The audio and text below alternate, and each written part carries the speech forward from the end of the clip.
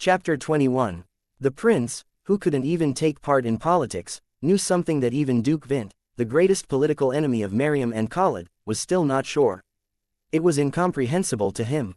Khalid barely resisted the urge to question Renato just how he knew it. After all, the other person was a prince. He shouldn't be too emotional, as it could turn into a diplomatic problem if done wrong. Why does the marriage period have to be 3 years? Khalid arduously controlled his emotions and asked in a harsh tone. Renato said he wanted to make a deal with him through marriage. Then it was necessary to figure out what his purpose was. 3 years later, my half-brother, the second prince, will turn 11. At that time, that child will have the power to defend himself, both physically and politically. Advertisement. Renato explained his purpose in a soft tone.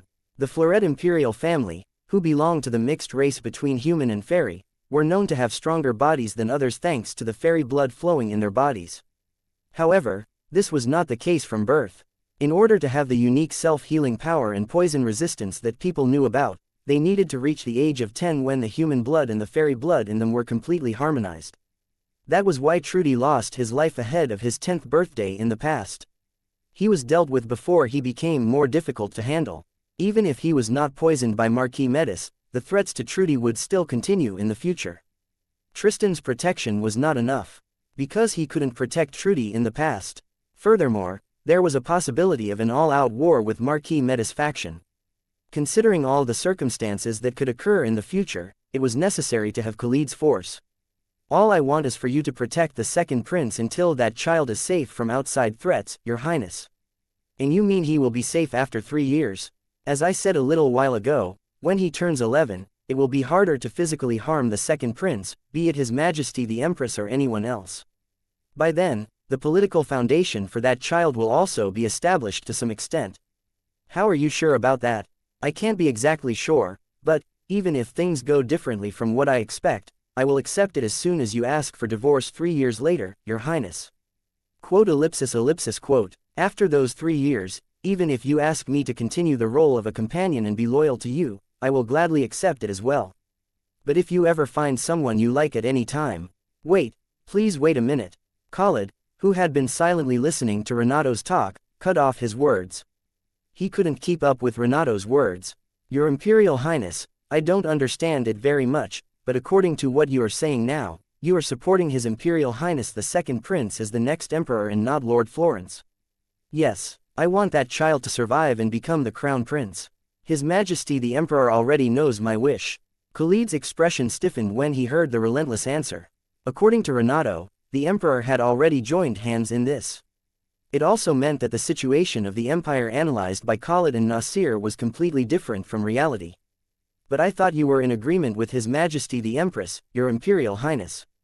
It is true that His Majesty the Empress has a strong influence on me. Until now, I have never been able to disobey his will. But I don't want to live like that anymore. He doesn't want to live like that anymore. One of Khalid's eyebrows raised because of the meaningful words. That meant that something had happened to Renato and made him change his mind. May I ask the reason why? Because I don't want to lose someone dear to me again. Renato's voice was muffled with tears. Seeing his face stained with guilt, Khalid recalled the imperial consort who had just passed away. A thought crossed his mind that Renato and the imperial consort might have been closer than he had thought. If her death was an opportunity for Renato to let go of the Empress, it would make sense for the Emperor to suddenly appoint Renato as the special protocol officer, and that he supported the second prince. However, he still couldn't understand the reason why Renato chose him as a way out of the situation and proposed to marry him. His Majesty the Emperor has decided to join me. If you accept my proposal, he will show his gratitude and sincerity separately, Your Highness. In rewards that you will be satisfied with. After finishing his words, Renato looked at Khalid with a nervous expression. He was anxious because Khalid's reaction was more negative than what he expected. He thought the man would feel repulsive toward this, but he didn't expect it to be this much. But he couldn't push him further. Having succeeded in conveying his will, he now had to wait for Khalid's choice. Renato quietly waited for his answer. A cold silence fell between the two of them, just like the chill of the winter night. My apologies, but I'll pretend I didn't hear your suggestion, Your Imperial Highness. I don't think this is something I can handle. The answer that came back after a while was rejection. Renato, who had been anxious, tightly closed his eyes. He had expected this to some extent, but when the word of refusal came out of Khalid's mouth, his heart sank. The night is getting late, so I'll just go back today. Excuse me. Renato hurriedly opened his mouth when he saw Khalid trying to end the conversation. But when he saw the cold eyes, he flinched and stopped talking. What was contained in the red eyes without a single hint of warmth was a clear refusal. Then see you next time. Khalid threw a one-sided greeting and turned away. He left without giving Renato a chance to stop him. Being left alone in an instant, Renato collapsed. Is it a failure? He sat down on the cold floor, let out a sigh, and rubbed his face with his hands. Khalid's eyes filled with contempt as he looked at him, and the man's cold expression were engraved in his mind without fading. It's okay, Renato helplessly muttered, convincing himself. He didn't think he'd be accepted right from the start anyway. It would have been strange to succeed right away. However, his stomach kept tingling. The words of rejection that Khalid had left behind continued to buzz in his ears. Struggling to turn away from the pain in his chest, Renato clutched the jacket wrapped around his shoulders. The jacket, which had been warm just a moment ago, was now cold and heavy like a stone covered in frost. Because we can't achieve great things right from the beginning, so I can't give up when I was only rejected once. Renato recited an old proverb and stood up again. He walked into the banquet hall, contemplating how to convince Khalid. His violet-colored eyes gleaming with moonlight resolutely shone. Excuse me, marriage proposal. Nasir, who had completed the report on the imperial family overnight and came up to the office, widened his eyes because of what Khalid said when receiving the papers from him. Who proposed to whom? Nasir brooded over what he had just heard with a puzzled expression. His eyes rapidly blinked, and his mind frantically raced. So Renato has proposed to Khalid. Why? A huge question appeared on his face. Am I hearing it right? Did the first prince propose to you, Your Highness? That's right. Nasir's mouth opened wide because of those unbelievable words. After years of rolling on the battlefield, he thought he had now been trained not to be surprised by most things, but it seemed like he was wrong. Isn't it too sudden? Did he actually fall in love with you at first sight, Your Highness? How can that be possible? He proposed a deal through marriage. Khalid frowned as he felt displeased even when thinking about it again. It had already been 2 days, but the memories and emotions of that day were still vivid. A deal, then, a political marriage. No, is it a contractual marriage to grant each party's wishes? What does that person want? He asked to protect his half-brother from death for 3 years. Hearing the completely unexpected words, Nasir let out a strange sound. He thought that it would of course be a story related to the Empress side. His half-brother is the second prince, right? That's right. It seems like the two of them get along better than we thought. I think that the first prince has a very special regard for the deceased imperial consort. How can? In short, your report is more than half wrong. The informants didn't do their job properly either. Tap. Khalid roughly put down the report in his hand. Nasir's mouth quietly closed when he saw Khalid's temperamental look. If what he said was true, it was an inexcusable mistake. My apologies. We will investigate again from the beginning. Pay attention to the relationship between the deceased imperial consort and the first prince. And his relationship with Lord Florence as well. Chapter 22. Do you mean Maximo Florence? Yes, it seems that the relationship between the first prince and that person is quite bad. Understood. Nasir answered with a sullen expression and took the report that was on the desk. However, he did not go out and glanced at Khalid. What? Why are you not going out and just standing there like a puppy wanting to pee like that? No, please tell me in detail the story of the first prince's proposal. Since he talked about a deal, he would have offered something else in return as well, no? An ice-free port and a plane. Khalid hesitated for a moment at Nasir's question and then answered with a small sigh. He had nothing to hide because he was going to consult with Nasir anyway. Pardon, a port and a plane. He said he'd give us land. How could he give us land? He'd give us the rights to use the port and a part of land production. And he said he could ease the political burden I am carrying. What does that mean? Does it mean that the first prince is aware of the problem between you and Her Majesty the Queen? How? That's my question too. Khalid's expression hardened when he recalled the conversation with Renato. No matter how much he thought about it, he couldn't figure out how that person knew his situation. Objectively speaking, the first prince's proposal is not bad for us. We would have to step foot into the power struggle of the imperial family, but we already expected it anyway. After thinking for a moment, Nasir cautiously expressed his opinion. He was surprised when first hearing about it from Khalid, but when he considered it, it was a very good opportunity. It's a bigger problem because it isn't a bad offer. It feels like he is playing with us as he pleases. You don't have to twist it like that, but anyway, even if we put the last one aside, the first two are certainly attractive conditions for us. We can hopefully solve the problems that have been bothering us for a long time all at once. Nasir did not give in and actively expressed his opinion while looking at Khalid, who seemed to be in a bad mood. On the Tiana continent, where there were few plains and a lot of mountains, the climate difference between regions was also large, causing many countries to suffer from food provision problems. The Khan Kingdom was the same. The Khan Kingdom, located in a typical alpine region, had a lot of medicinal herbs, furs, and mines, but lacked lands for farming. In addition, their harsh weather was also a problem. Their longer winters than in other regions were not suitable for farming or livestock breeding. Because of that, the kingdom suffered from food shortages every year. Even if they tried to trade with other countries, they could not use their ports because the sea would freeze in winter. Imports and exports were not smooth for them, so to get food, they had to stock up in advance or cross the mountains. However, because of the large consumption of manpower and equipment, most of the merchants were reluctant to go up in winter. This was because the frequency of accidents was high and there was a high risk of losses. If we can secure an ice-free port, the cold weather trade issue will be completely resolved. If we can even get a plain where we can farm, it will be an opportunity for the kingdom to take a leap forward. Nasir said with an excited expression. A stable food supply was the dream of any officials in the Khan Kingdom. For it was a matter directly related to the survival and future of the kingdom. Which region was the first prince talking about? Esteban, Andalusia, Prado. Nasir's eyes sparkled as he listed out the regions in the empire with ice-free ports and granaries. As long as they could get any regions among these, it would be a tremendous benefit to the kingdom. The Florid Empire, where most of the lands were flat and a mild climate was maintained all year round, was undoubtedly the exact opposite of the Khan Kingdom. The empire had developed into the most prosperous country on the continent thanks to its fertile lands and abundant resources. For this reason, the Florid Empire had been the target of neighboring countries that were suffering from food shortages for hundreds of years. Not only the neighboring countries, but also the mountain tribe in the north, the desert tribe in the east, the monster herds in the west, and the pirates in the south were aiming for the empire from all directions. The Khan Kingdom was originally one of those countries. But that changed about 60 years ago, during the reign of the king at the time. Judging that there would be no future for their country at this rate, he decided to provide the empire with military power, the pride of their country, to receive food in return.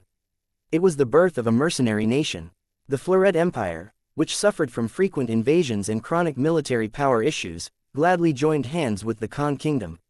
Thus, the two countries had maintained close cooperation so far. However, they couldn't know how long this peace would last. From a long-term perspective, the Khan Kingdom had to increase its food self-sufficiency rate and secure a port where it could engage in trade activities all year round. Otherwise, they would be on a path of declination as time passed. On the other hand, if either of them could be obtained, the kingdom would develop much more than it was now. I don't know, I haven't even heard of it. Pardon, why? I cut him off because I didn't want to hear it anymore. I beg your pardon, did you perhaps refuse the marriage proposal? But what kind of opportunity is this? You weren't even listening properly. I'm not going to get married anyway, so what good will that be? No, things could change, right?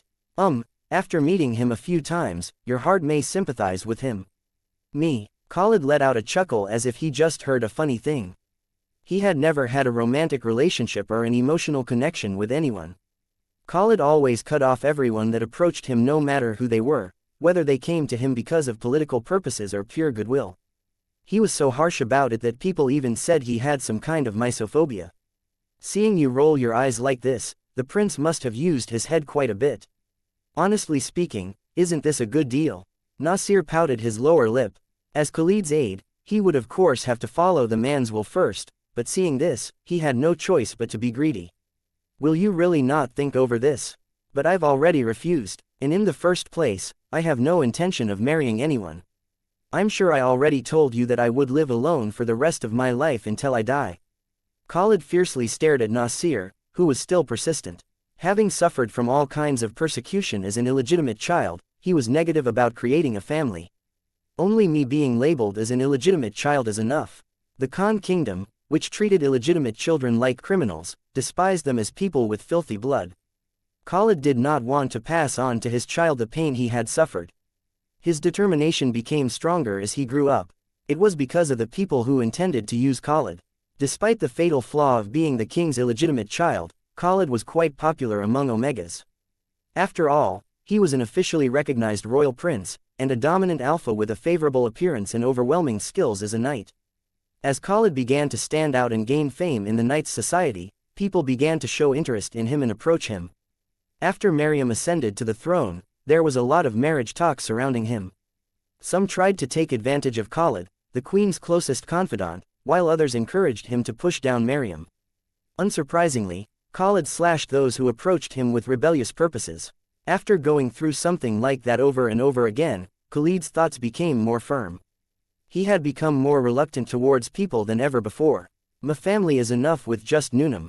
Isn't that Nunam the one who drove you away now, Your Highness?" Nasir held back the words that reached his throat. Instead, he decided to persuade Khalid. It was an opportunity that was too precious to let go of. "Please don't do that, and let's listen carefully to the first prince's conditions. Even if you two aren't married, you can still make a deal, right? And we also need to figure out how the first prince knows about the problem between Her Majesty and Your Highness." "Stop." Not wanting to hear any more, Khalid interrupted his words. Nasir's mouth closed because of that sharp attitude. Because he knew he'd be really punished if he irritated him more. "If you're going to say useless things, just go out and work. This time, investigate properly without making any mistakes." "Yes, Your Highness." Hearing Khalid's command, Nasir weakly drooped his shoulders and turned away. Having kicked him out, Khalid was left alone in his office, let out a sigh and leaned back in his chair. Tap, tap, his long, thick fingers rhythmically tapped on the corner of his desk. Khalid calmly reviewed what had happened at the banquet and fell into thought. An ice-free port for trade in winter, a plane for a stable food supply, and a position where you can solve problems with the current queen, Her Majesty Mariam, and ease the political burden on you. I think this is enough for you to show interest, am I wrong? Chapter 23. Should I have talked with him more? 2 days ago, he was so angry that he couldn't control himself, so he turned down Renato's offer and left. But after hearing Nasir's words, he regretted that. It would have been better to have a proper conversation without being swayed by emotions. As Nasir said, it wasn't bad to accept Renato's offer if they only considered the benefits for the kingdom. He would then become deeply involved in the empire's politics, but it was something he was prepared for to some extent when received the position of diplomatic ambassador. But more than anything else, there was something that bothered him. Renato's words as if he knew the subtle rift between him and Mariam, his oddly friendly attitude as if they had known each other for a while, and his eyes showing that he really needed him yet unable to hide his guilt. Until now, there were many people who came to make a deal with him or to take advantage of him, but none wanted him as earnestly and desperately as Renato. Maybe that was why, although he was disappointed with Renato who offered to marry him to make a deal, he kept thinking about him differently from other people. Solving the problem with the current queen. Khalid pondered over what Renato had offered in return for the contract. Then he recalled a conversation he had alone with Mariam before he left the kingdom. It was the day after he received the appointment letter as a diplomatic ambassador. "I'm sorry." As soon as Mariam saw Khalid, she apologized without even saying a greeting. Because of the sudden apology, Khalid looked at Mariam while pausing his action as he was about to sit down. When their eyes met, she wrinkled her nose. It was her habit whenever something was bothering her or whenever she was feeling down. "Why did you apologize all of a sudden?" "Of course I should apologize. I ended up expelling you, my greatest contributor, to a foreign country." Mariam sighed with an ashamed expression. When she finished talking, there was a brief silence between the two of them. "If anyone looks at us now, they'll think I'm going into exile or something." Khalid sat down and playfully said. He was trying to lighten the heavy atmosphere, but Mariam's expression only became worse. "If I had known it would be like this, I would have listened to you back then." "Back then? When I said that we should just kill them all to get rid of the consequences." "Yes, if it hadn't been for my magnanimity and justification, if we had just boldly struck down them without thinking, this would not have happened. Miriam's face flushed with regret. As the civil war over the next throne came to an end, convinced of her own victory, she refused to accept Khalid's suggestion, saying that shedding more blood was no longer needed. If I had known that I'd have to regret it immensely like this, everything is my fault. Miriam blamed herself for her past mistakes. Years had passed since she ascended to the throne, but the kingdom was still in internal strife. Nobles who did not belong to the royal faction were criticizing Miriam's policies and tried to damage her power at every chance they got. Khalid's appointment as the empire's diplomatic ambassador was also a part of that. It was done with the purpose of keeping him, who was Miriam's sword, far away. Honestly, I think the situation would have been the same whether we had stopped back then or not. The noble faction led by Duke Vint isn't the only one that hates me. Miriam's face became darker again. Just like what he said, there were countless people in the kingdom regarding Khalid as a thorn in the eye. It was the case even for the nobles who belonged to the same royal faction as them. Because Khalid was the illegitimate son of the previous king. To the nobles who nitpick about honor and dignity as frequently as having meals, I'd still be a thorn in their eyes. Just how offensive is it for them to have to regard an illegitimate child as the greatest contributor and the grand prince? Khalid, hearing Khalid's words filled with deep self-deprecation, Miriam's expression was distorted. Although Khalid was the greatest contributor to her ascension to the throne, he was not properly compensated. It was because of the nobles' restraint. Even the nobles belonging to the royal faction who supported Miriam and joined forces with Khalid took the same position as the noble faction on this matter. When both the noble faction and the royal faction joined forces to attack Khalid, she had no ability to resist. I'm sorry, just because my power is not enough. How could it be your fault, Nunam? I wasn't disappointed because I didn't even expect it in the first place. I have no desire to be approved by them now. Nunam's trust and approval are enough for me. Khalid added strong words of sincerity, then smiled at her to say he was okay with it. He took up the sword to fulfill Miriam's dream, who accepted him into the family. So he did not need the trust and approval of others. I know that my existence is a huge burden on you, Nunam. Miriam's eyes opened wide when she heard what Khalid uttered with difficulty. Looking at Miriam, whose composure had collapsed, he bitterly smiled. In the past 3 years, people had used Khalid to shake Miriam several times. Not liking it, he deliberately wandered around more.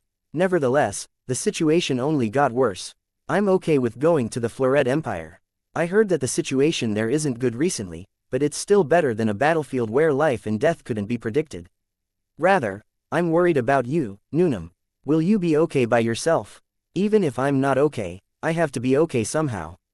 Miriam paused a bit when she heard Khalid's question, then weakly answered. Suppressed by the weight of the crown, she couldn't regain her former self-confidence. I am ashamed to admit this, but I have failed to take control of the nobles.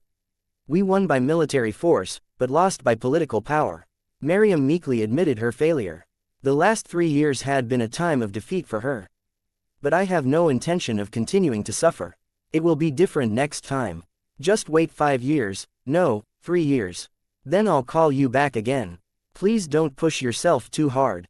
5 years will be quick. We will never know. Maybe I will meet a nice Omega and put down roots there. Khalid joked to soften the tense atmosphere. However, Miriam's expression could hardly be relieved. I promise you in my name.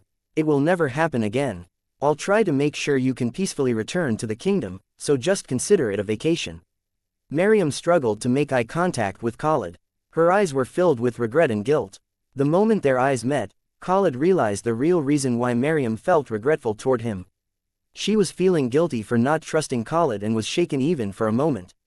Even if royal authority was weak, the right to appoint was the monarch's right that no one could encroach on.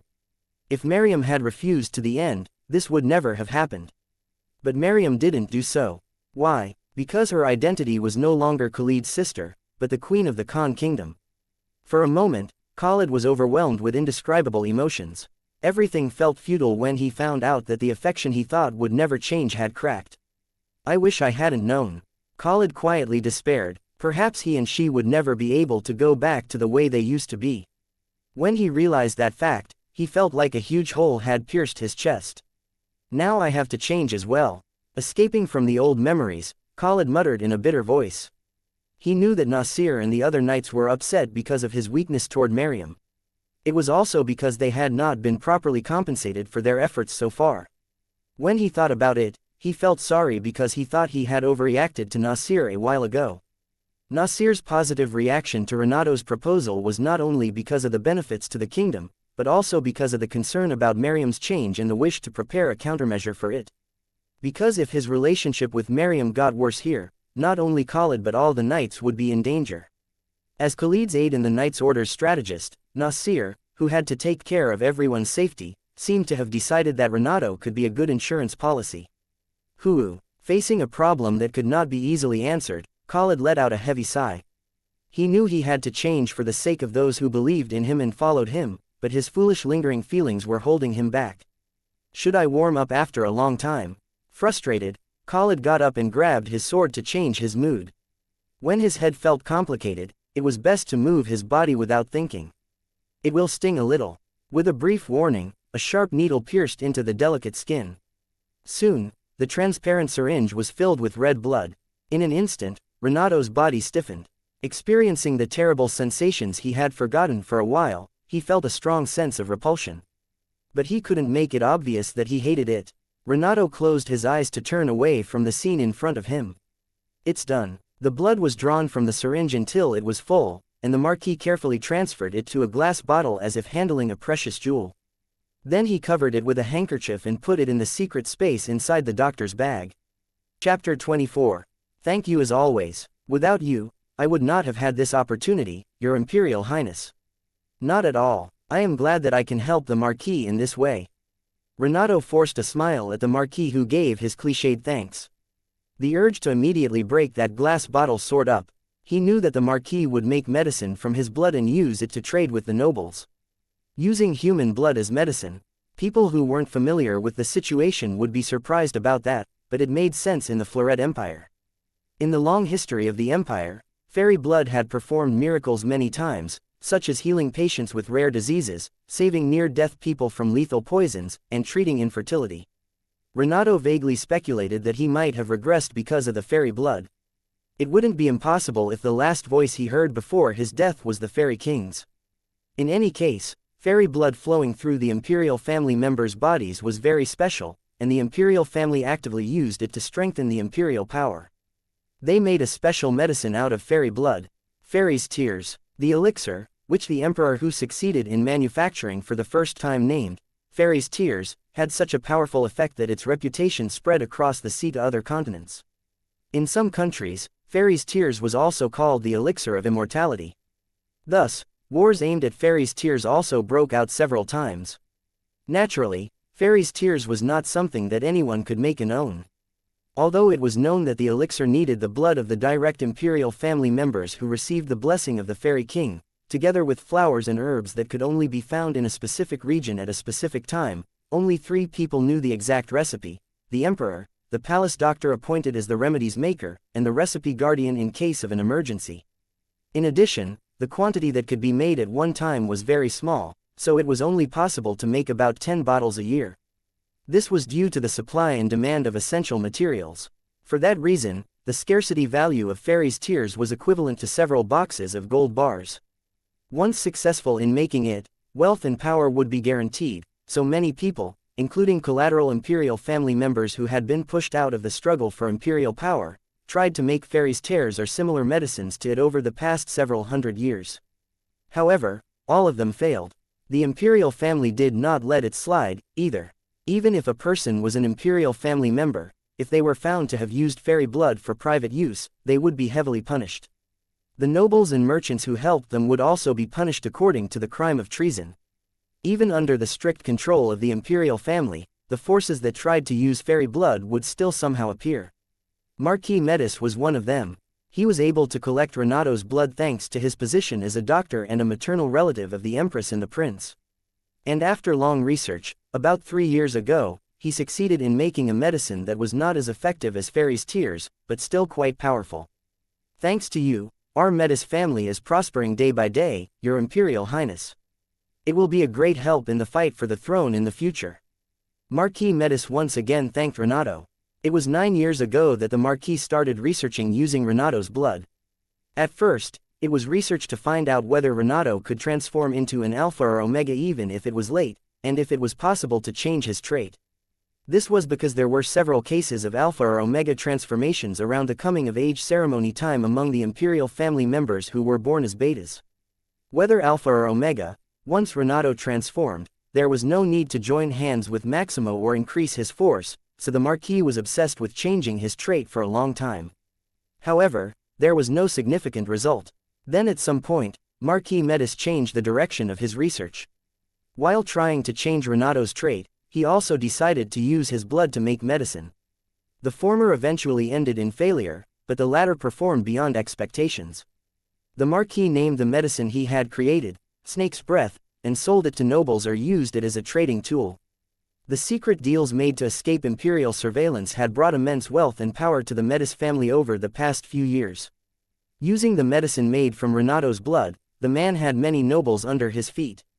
In the past, Renato was the troublesome nuisance that ruined his plans and twisted his path because he was born a beta, but now, Renato to him was a goose that laid golden eggs. Father, you are praising him too much. What did that child do? He only provided a few drops of blood. Perhaps not liking Marquis Metis praising Renato, Blanche, who had been sitting quietly until now, suddenly interrupted the conversation. Rather, the prince should thank you, father. If it wasn't for father, he would still be a piece of trash that only knows to eat. Blanche, who was sitting close to the Marquis, spoke amiably and glanced at Renato. There was no affection in his eyes when he looked at his son. What was contained in the bewitching purple eyes was terrifying hatred and endless loathing towards Renato. Useless thing, do you think I worked so hard to make you the Empress only to see this? Beta, this is a big deal. On the day Renato was born after a difficult childbirth, Blanche had to face his father's anger and his companion's disappointment. Marquis Metis was no longer an affectionate father, and his relationship with the Emperor, which had never been good, became worse. To make matters worse, he was even diagnosed as infertile. After that, the attitude of the people around him changed 180 degrees. Those who looked up to Blanche turned their backs on him, and the nobles who were skeptical of an empress from a beta family were excited and dragged him down further. It was an unbearable humiliation for Blanche, who was born, raised, and loved as a dominant Omega. In the end, he collapsed, unable to overcome the ordeal that fell upon him. It's all because of that child. The resentment with nowhere to go naturally turned to Renato. To Blanche, Renato was nothing more than something that completely ruined his life. If Renato had been born as an Alpha or Omega, the Emperor would not have met the imperial consort, the Marquis would not hate him, nor would he have to enter a battle for the throne to protect his position as the Empress. So he hated his son and treated him like an enemy. Oh ho, what do you mean by trash? Please don't talk so carelessly like that. Father. Blanche stammered in shock when Marquis Metis took Renato's side and reproached him differently compared to usual. It is unavoidable that you dislike His Imperial Highness, but even so, you can't ignore this contribution, Your Majesty. It was thanks to His Imperial Highness' risky donation of blood that my research paid off and we have grown so far. The Marquis scolded Blanche in a harsh voice. For now, Renato was more helpful than Blanche. And above all, the Emperor's recent move was suspicious. In this case, it was better to throw carrots at Renato so that he wouldn't have other useless thoughts. My apologies. I made a mistake. Blanche, overwhelmed by Marquis Metis' criticism, hastily apologized. Seeing that, the Marquis lightly clicked his tongue and turned to look at Renato. Please don't be too offended, Your Imperial Highness. You already know that His Majesty usually has a habit of using too strong words, right? I'm fine. Renato forcibly raised the corners of his mouth towards the Marquis who was comforting him and carefully spoke. Now that we are done, can I return? I've been doing unfamiliar work for the past few days and I'm a little tired now. Of course. Still, your complexion is bad, so I'm quite concerned. When I return to the Marquisate later, I will make and send over a fatigue reliever to you. I'd appreciate it if you could do that. I will tell the attendants. After finishing the conversation with Marquis Metis, Renato got up slowly. Then he bade farewell to Blanche. I'll be leaving now. Yes. Blanche nodded his head with a sullen expression. Renato left the noble lounge without any regrets. When he came out, Louis, who was waiting in the hallway, approached like a puppy waving his tail. Your Imperial Highness, where is Luna? Renato asked, walking over as fast as running. There were many eyes and ears in the Empress' palace, so it was impossible to talk comfortably with Louis. And even if it wasn't the case, he didn't want to stay here for long. She hasn't come back yet. What happened inside? Louis looked at Renato, who seemed down. Luna had been away since last night to carry out Renato's orders. As he stepped out of the palace, the cold winter air clung to his skin. Renato took a deep breath. If she leaves for too long, she might be suspected. She doesn't have to find out right away, so tell her to come back. Understood. Renato hurried his steps, whispering in a low voice so that only Louis could hear. As he was about to get on the carriage, he felt slight dizziness and stumbled. Chapter 25. Are you okay? I'm okay. I'm just a little dizzy. Thanks. Why do you feel dizzy? Did Lord Marquis push you too hard again? Louis, who supported Renato with a surprised face, immediately turned fierce. Renato often had anemia on the day he provided blood to Marquis Metis. Fucking bastard. Thinking about Marquis Metis, Louis gritted his teeth. He must have drawn more blood today than usual. The Marquis he knew was a human who would force Renato to do anything for his own benefit. In fact, that already happened a few times. No, today was just like usual. Then why are you feeling dizzy? What if you are sick? Louis's expression worsened even more. He had never been so concerned about Renato's health until now. As an imperial family member who was born with fairy blood, Renato was stronger than normal people. There were times when Marquis Metis tormented Renato by drawing too much blood or feeding him strange hormone drugs, but he had managed to overcome them so far. So he was more concerned. Renato seemed to think he was hiding it perfectly, but he couldn't fool Louis, who he had been with since birth. This can't continue. Tomorrow, I will ask Sir Chamberlain for help. Louis helped Renato get into the carriage with a serious face. He knew that Renato recently suffered from pains for no apparent reason, that he was exhausted and tired earlier than before, and that he was waking up from nightmares every night. Besides that, there was something else suspicious. After the day of Ludmilla's funeral, Renato refused all the help with baths and basic dressing. As if he didn't want to show his naked body. He felt strange about Renato's behavior, but he did not show it to him because he could not inquire what his master wanted to hide. But that was the limit now. If it's because you can't trust the palace doctors, I'll try to get someone outside the imperial palace. Louis speculated that the reason Renato was reluctant to see the doctors was because of Marquis Metis. At present, the palace doctors were mostly controlled by the Marquis. There were palace doctors loyal to Tristan like Marquis Pavel, the emperor's personal doctor, or remained neutral out of their conscience as a doctor, but there were far more people who were not like that. Therefore, there was no one to comfortably entrust Renato's health to. I'm really fine. Why are you so worried these days? Because you keep making me worry, Your Imperial Highness. Louis pouted his lower lip because of the continuous refusal.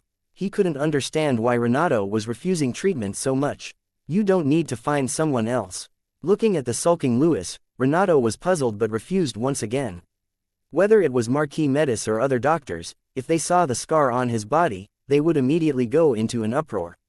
Louis and Luna would also think it was strange.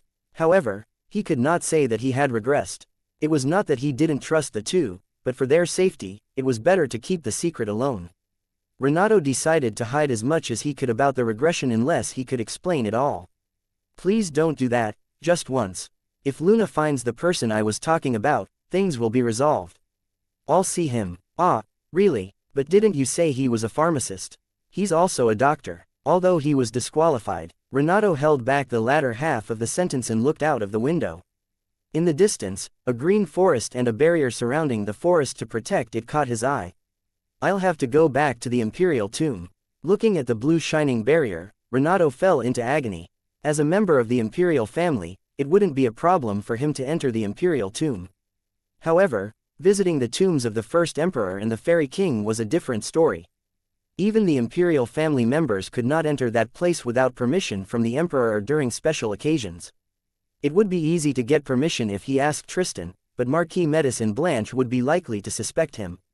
Above all, he did not know what would happen when he visited the fairy king's tomb. Renato was almost certain that the fairy king's power was involved in his regression. When he recalled, it was strange that in his previous life, as soon as he passed the barrier, he went straight to the fairy king's tomb. Because it was originally impossible. Then the question, why, arose. Why did the fairy king turn back time? Why did he choose Renato? And why did he regress to this time, the more he thought about it, the more complicated his mind became. What if time changes again? When his thoughts reached that point, he felt a little hesitant. There was no law that said he could only go through something once. Renato was hesitant to visit the Fairy King's tomb because of that possibility. By the way, you must have prepared everything I told you to prepare, right? Taking his eyes off the window, Renato changed the topic. Having safely passed the blood provision under the pretext of regular checkups, it was time for him to work. Of course, it's all here, but are you really going to leave without stopping by the palace? That's why I told you to prepare in advance. A lot of time has passed after going to the Empress Palace. We must go before it is too late. That's true, but would that be all right? What, won't the Grand Prince be displeased if you bring up a story that he already rejected? He may ask for a replacement for the protocol officer position, or he may officially protest. Louis said with a worried expression. He was terribly surprised when he first heard about Renato's plan to marry the Grand Prince. Even Luna, who was usually expressionless, was so surprised that her mouth opened wide. He calmed down after hearing Renato's explanation, but his heart still fluttered when he thought about that time. Louis found it difficult to understand Renato, who wanted to protect Trudy even if it meant using himself as a trading tool. For Louis, Renato was still a Prince Nim that was too young to marry anyone and start a family. Since he was like a younger brother that Louis had been raising ever since he was a baby, he hoped that Renato would at least marry someone he loved. It was more so because he knew the environment in which Renato grew up better than anyone. So Louis fell into a contradictory state where he both hoped things would flow the way Renato wanted them to, but didn't hope so at the same time. But I can't just give up like this. Don't you know the saying that there is no tree that won't fall if you chop it 10 times? Renato asked back with a positive attitude. It wasn't that he was not worried about Khalid's reaction, but he couldn't sit still after being rejected once. Last time I was too hasty. I shouldn't have done that without preparation. Renato's expression clouded as he recalled the man's serious face when listening to his proposal. He admitted that he was complacent. Although he kept in mind that Khalid in his previous life and Khalid now should not be considered the same, he secretly expected that the man would accept his offer. It was because of the memories of his previous life. Khalid in the past was always polite and kind to Renato, and he did the best he could for him. It was thanks to those memories that Renato came up with the idea of proposing a contract marriage to Khalid. In his previous life, the man, Renato tightly clenched and then reopened his fist to block the old memories surging up. When he thought of the lost past, the area around his scar would throb just like when he met Maximo. I'm not going to meet Maximo today, so I'll be able to have a calm conversation without panic. Seriously, that damn lord. He is a human being who is of no help to your life, your Imperial Highness. Louis grunted with a tired face. Renato softly smiled at him. Then he looked out the window again. Before arriving at the diplomatic office, he had to think about how he would convince Khalid. Egu, I'm really dying. Attacked by Khalid, Omegaverse sank to the floor and let out a painful sound. He already felt anxious from the moment the man suddenly appeared on the training ground and asked for a sparring match, and now, he was still in a sandbag situation. Please be gentle, are you going to kill me? Omegaverse stared at Khalid, who was having an indifferent expression on his face, with resentment. Unlike him who was a mess, Khalid was only sweating a little. Sparring is just like real fights. Don't you know that, if we spar twice just like real fights, I will really die. It was safe because they used edgeless practice swords, but Khalid's blows truly hurt.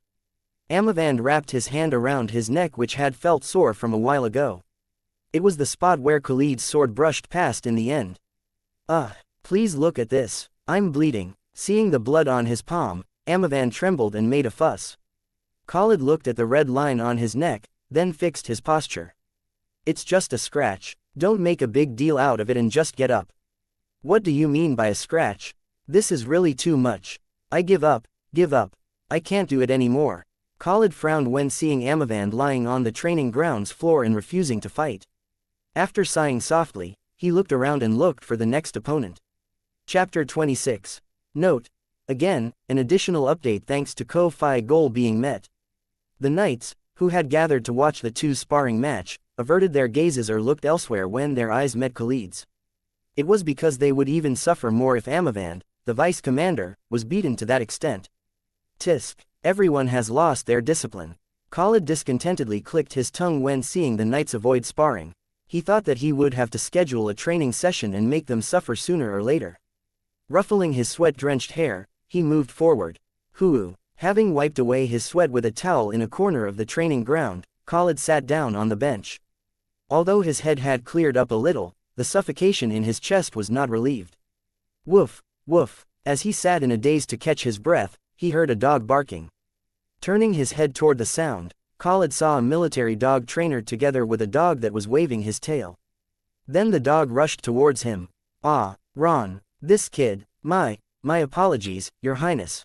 It's okay. The military dog trainer, who was suddenly dragged along by the military dog, bowed his head in surprise. Khalid glanced at the panting dog in front of him, then lightly patted his head. Then the dog licked Khalid's hand as if he had been waiting.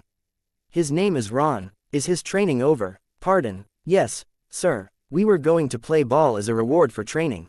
Is that so? Then can I go for a walk with this kid for a while? Of course. Khalid received the leash from the military dog trainer and stood up. Arriving at the back garden with the military dog, he loosened the leash and threw the ball to the opposite side. Then, the dog got excited and ran away. Good job. Khalid lightly smiled as he watched the dog catch the ball he threw. When he repeatedly threw the ball without thinking, he felt as if his stuffy heart could relax a bit. At that moment, the military dog, who just returned with the ball in his mouth, pricked his ears and stopped. Then, he jumped out of the backyard like an arrow without giving Khalid time to do anything. Ron. Surprised by the sudden action, Khalid called the dog's name and immediately followed, but it was too far to catch him. Military dogs who were intensively trained were no different from lethal weapons. It would be a disaster if the dog attacked the servants in the diplomatic office. Not different from what he had expected. From the side where the military dog was running, a sound close to a scream echoed over. Khalid hardened his eyes and accelerated his pace. As he came out of the backyard, his eyes widened when seeing the person who was half crushed by the large dog.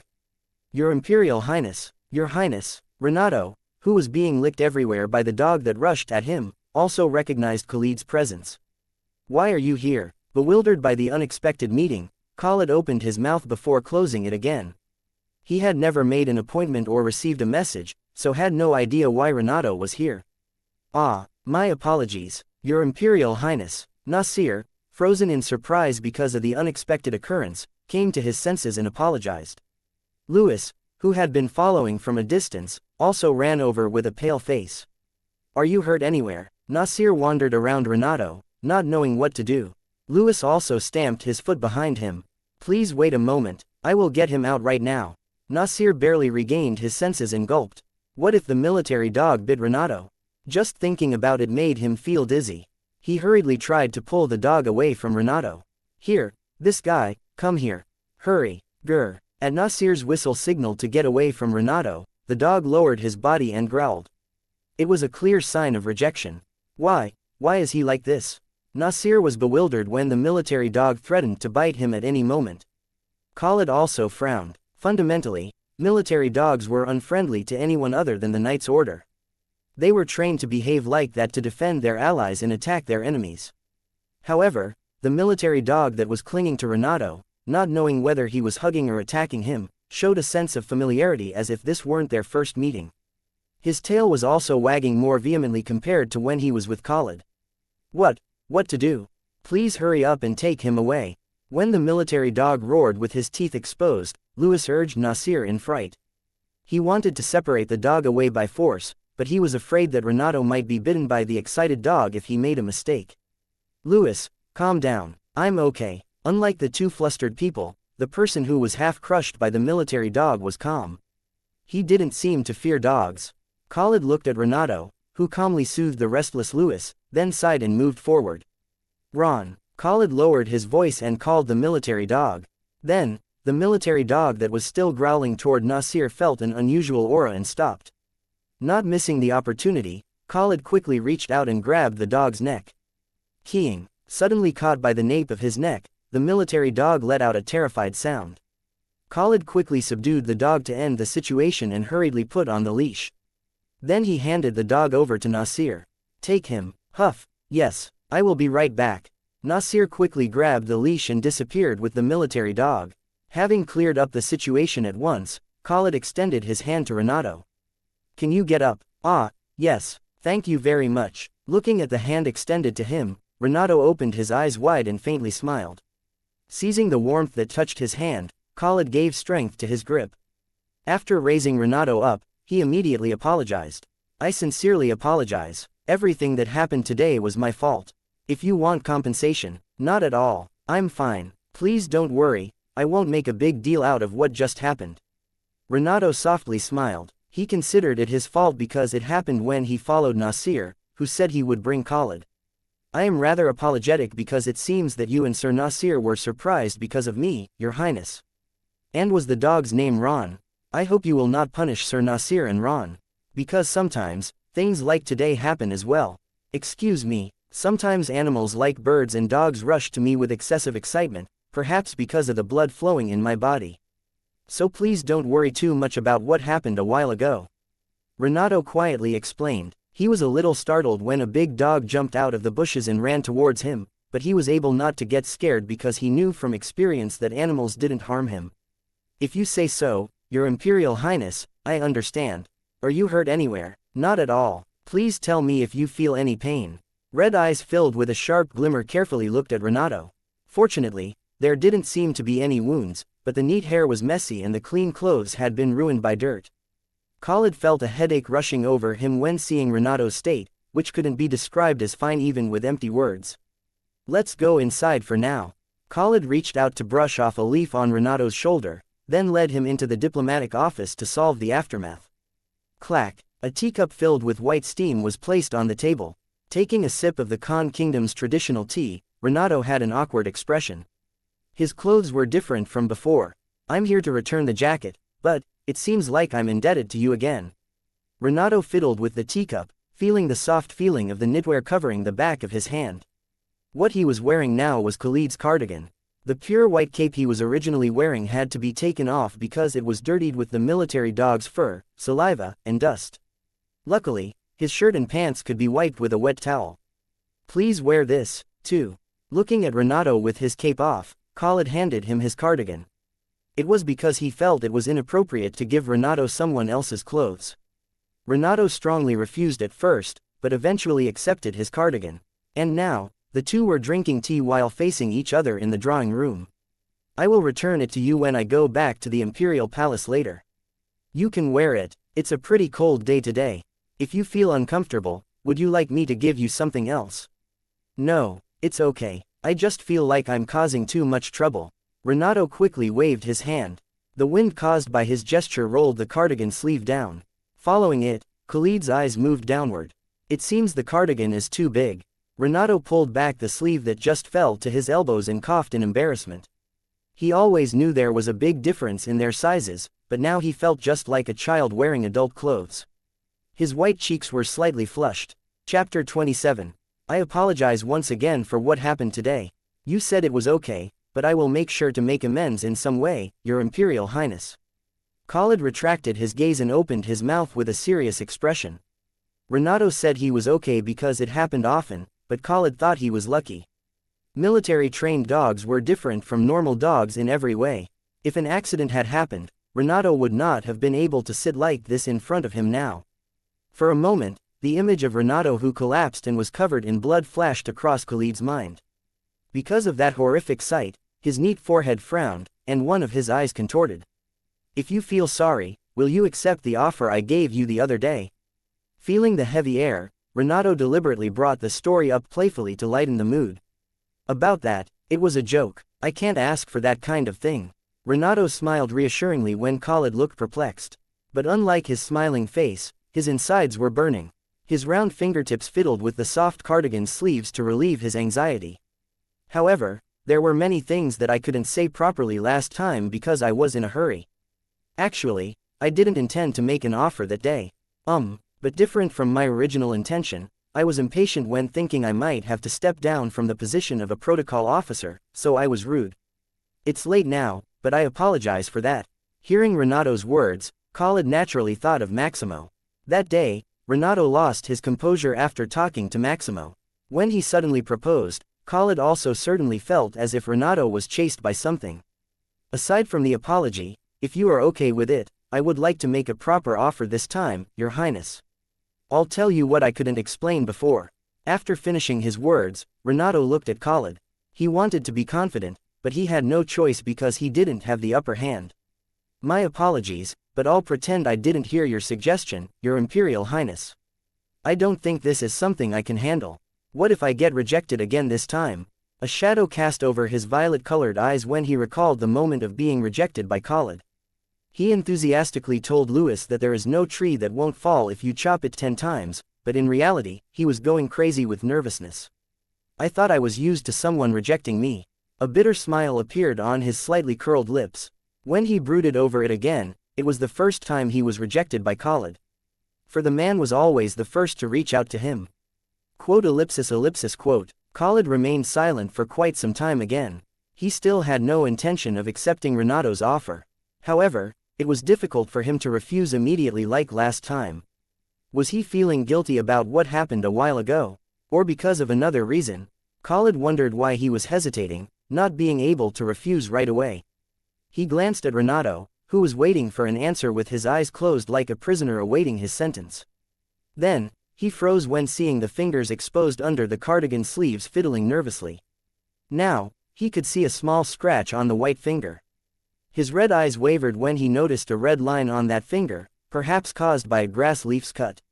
Nasir was disappointed that he had not listened properly before rejecting, and he personally had questions regarding that as well, so maybe he should listen to the specific story before rejecting the offer. Feeling his heart waver, Khalid slowly moved his lips, struggling to rationalize his action. All right, pardon. Wondering if the answer would be a rejection this time as well, Renato was surprised when Khalid agreed to listen to his story, contrary to expectations. At that time, you said that in return for the marriage, you would give me an ice-free port and plane, and also reduce my political burden, Your Imperial Highness. I would like to hear that in detail. Thank you very much. It's too early to thank me. I'm saying I want to listen to the details, not accept the offer. Please do not misunderstand this part. Of course. Renato's round head vigorously nodded. His beautiful cheeks were dyed a ripe peach color.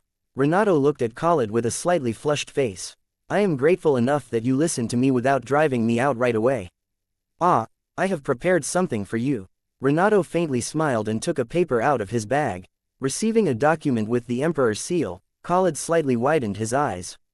What he had in hand was a letter of territory appointment. Appointment of Renato L. Floret as the owner of Esteban territory.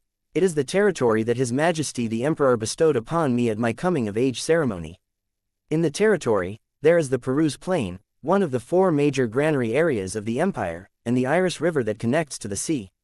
I know about that. Khalid lightly nodded. Esteban territory was the largest city in the northwestern border region of the empire and was quite close to the Khan Kingdom.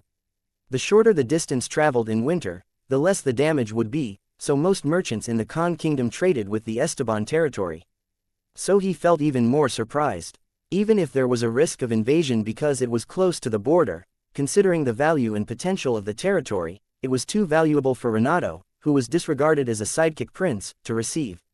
Either the emperor cared more for Renato than people thought, or the power of the Medici family was greater than they thought. If it was the latter case, the Medici family would have used the first prince as an arrowhead to obtain the Golden Land. However, seeing that Renato was able to freely exercise the right to the territory and use it as a trading tool, it fortunately seemed to be the former case. Currently, a proxy from the imperial family is acting as the deputy lord, but when I turn 25 or marry someone, I will be granted an archduke title and will formally rule the place. This must be the plain and ice-free port you mentioned before, Your Imperial Highness. That's right. If Your Highness marries me, I will give you half of the rights to the territory.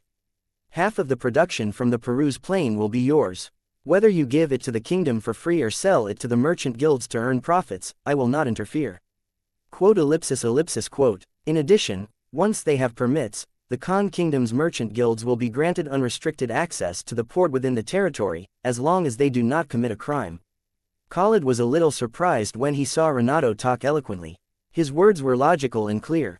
He could feel long-time contemplation and preparation from each word. These 2 conditions will not disappear even if you divorce me 3 years later. I will leave a document saying that I will pay those rights as alimony.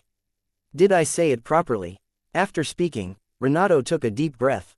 His heart was pounding, perhaps because he spoke non-stop or because he was too nervous. How about your last offer? From what you said last time, you seem to know my situation well. Putting down the paper in his hand, Khalid asked what he was most curious about. I don't know it for sure, but I just guessed from the information I picked up here and there. It was an expected question, so Renato calmly answered without panic. Khalid then raised an eyebrow in disbelief. You guessed it all by yourself, Your Imperial Highness. Yes, however, I cannot tell you the source of the information. I ask for your understanding. Let's not hesitate or show nervousness. Renato put strength to his lips to make a confident expression. At times like this, it was also necessary to moderately bluff. I guess that there is a force within the Khan kingdom that uses you to shake Her Majesty the Queen, and that both of you are under pressure because of this.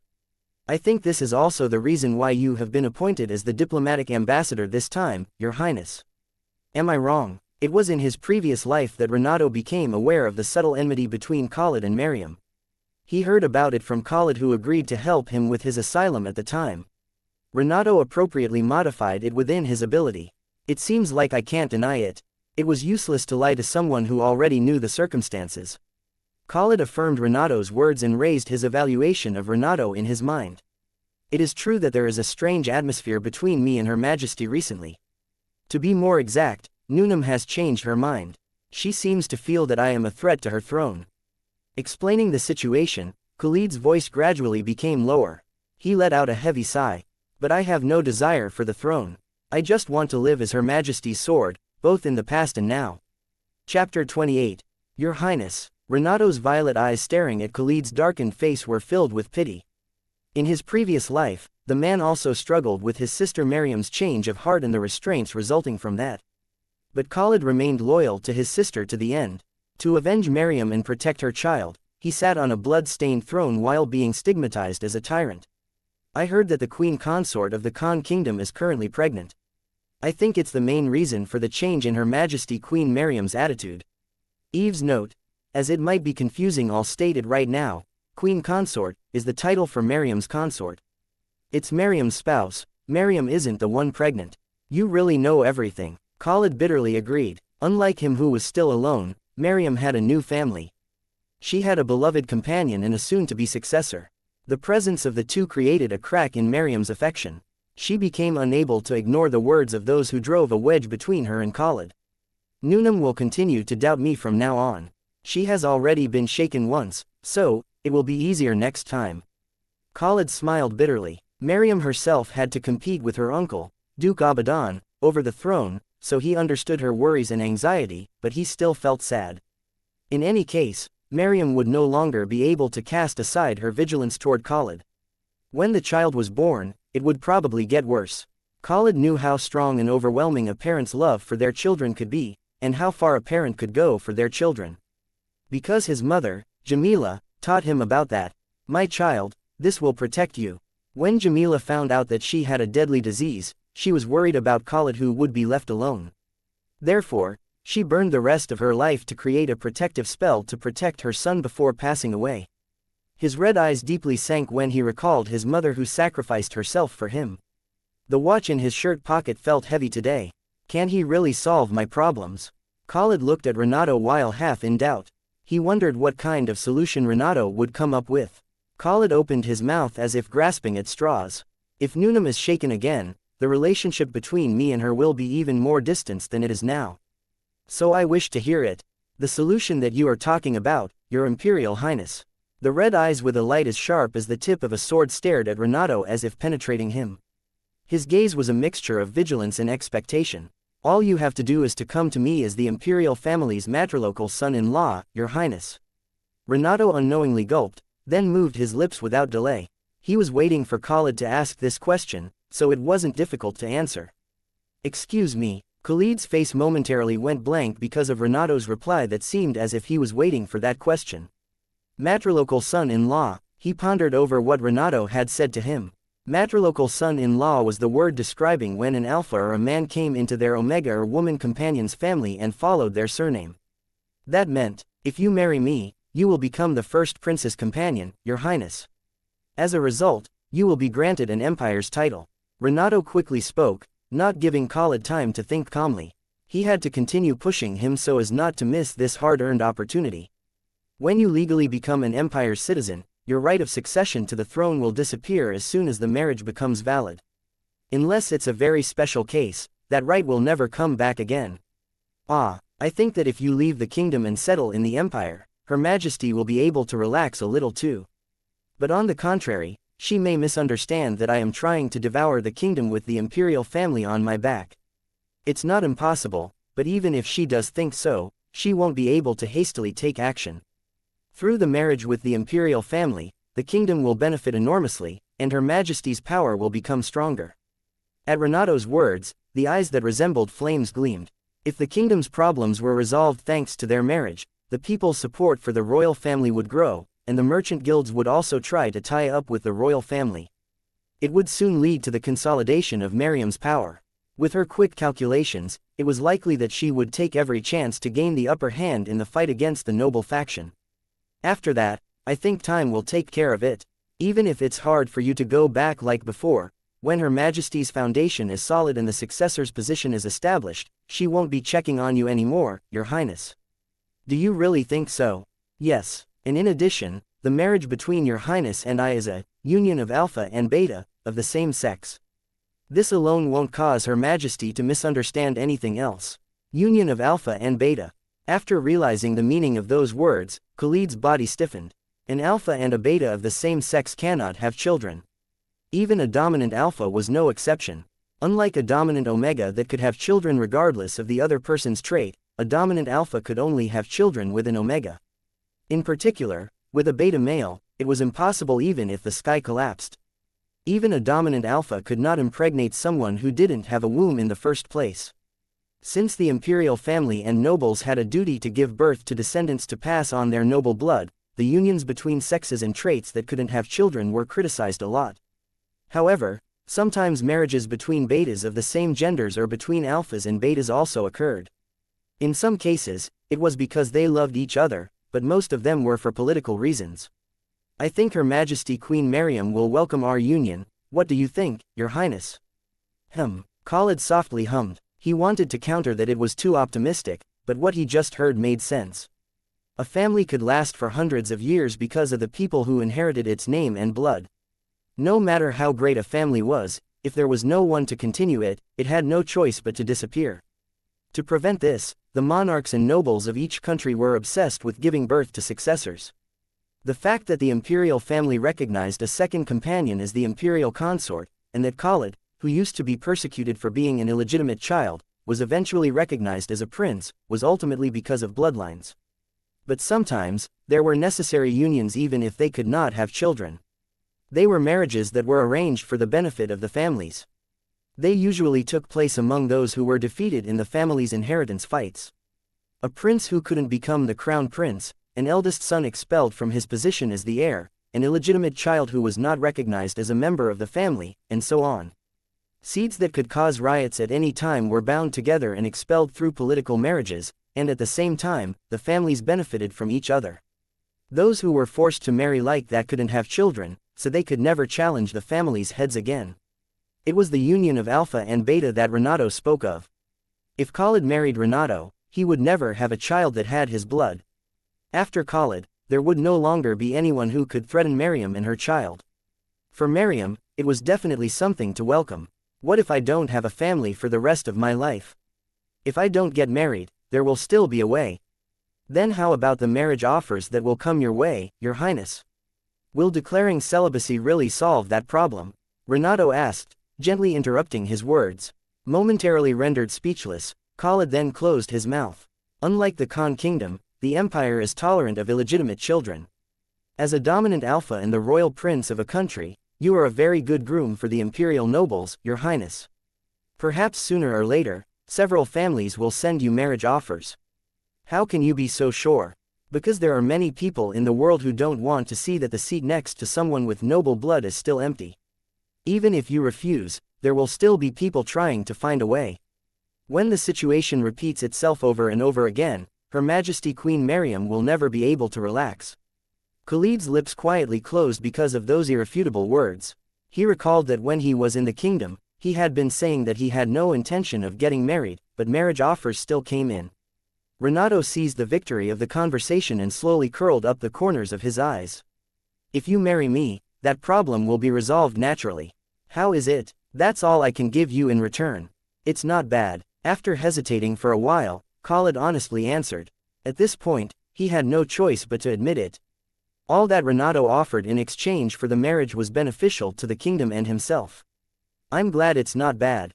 Then I will ask you again. Renato cautiously began to talk when Khalid's reaction was more positive than expected.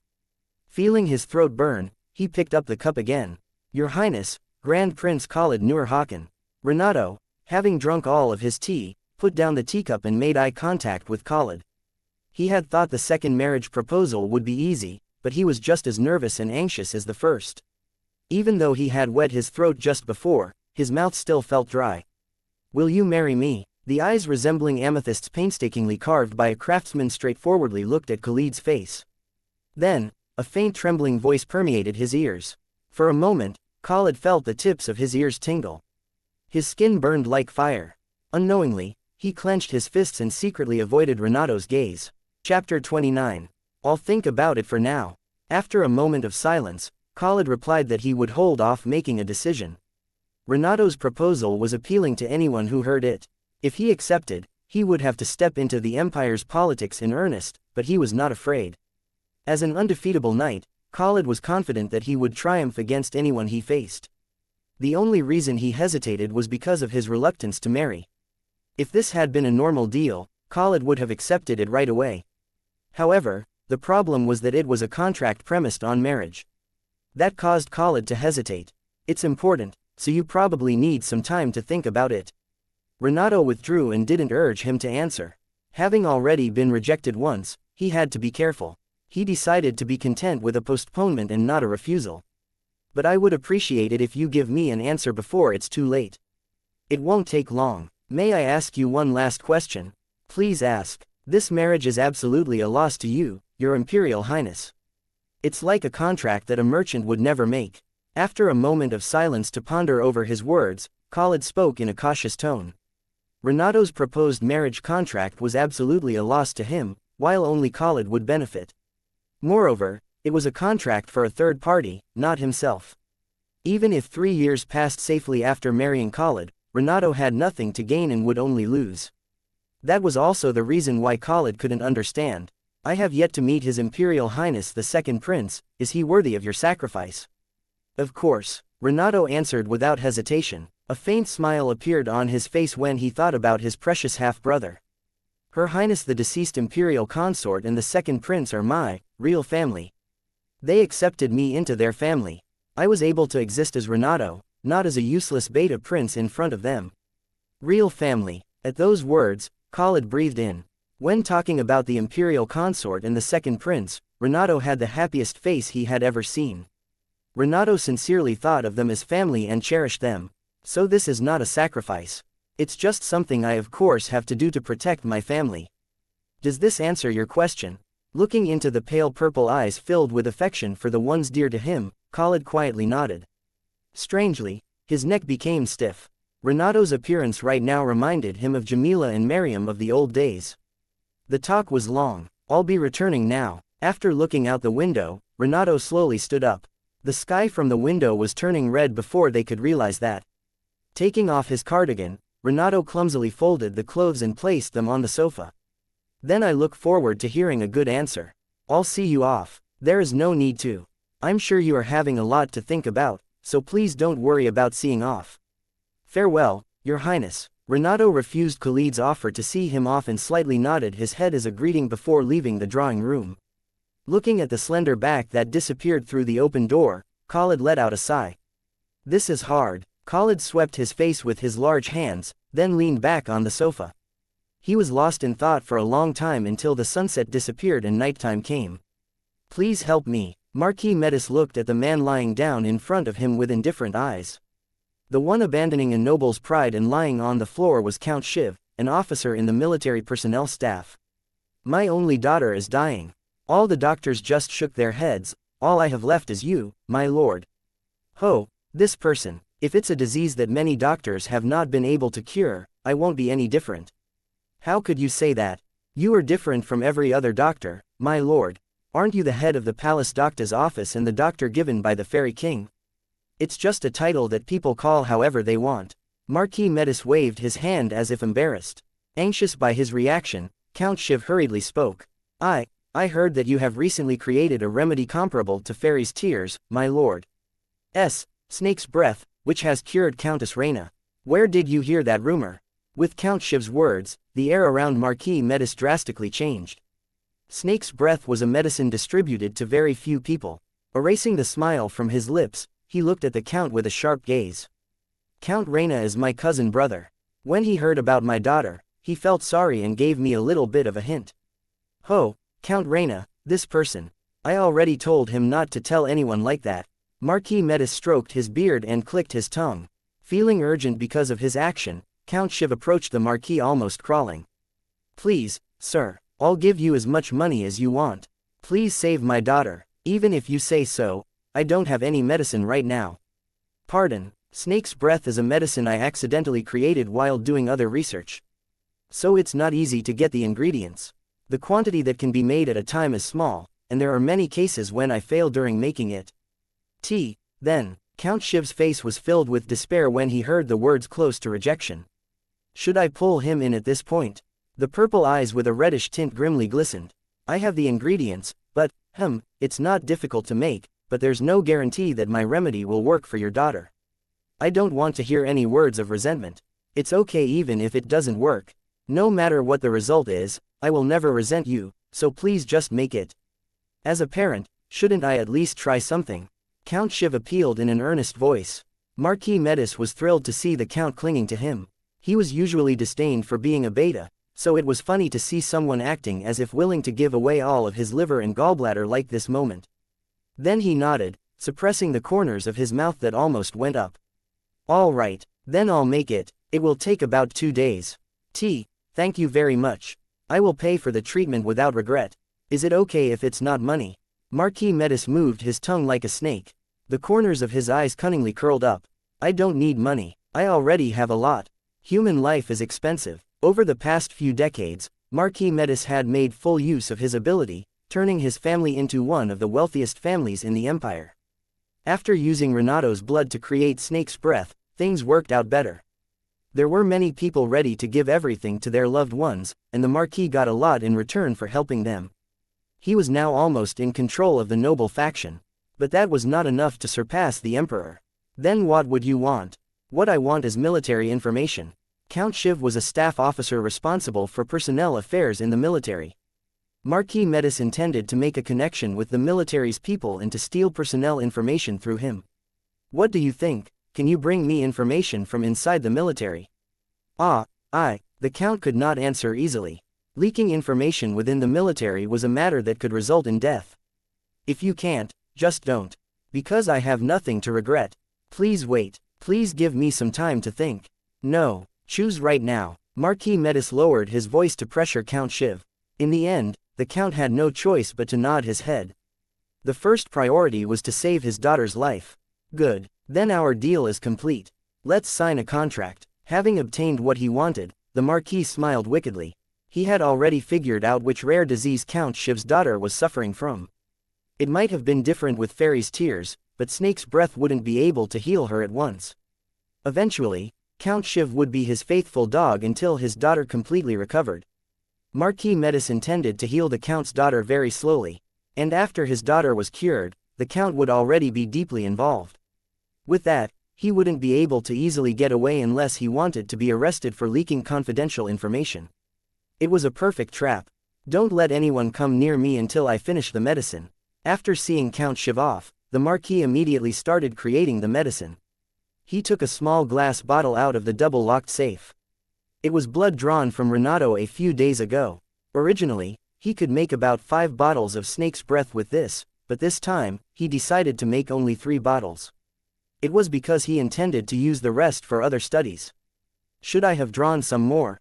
Marquis Metis clicked his tongue with a regretful face. It was difficult for him to draw a lot of blood at once, since all those going to and from the Imperial Palace had to undergo a body search except for the Imperial family members.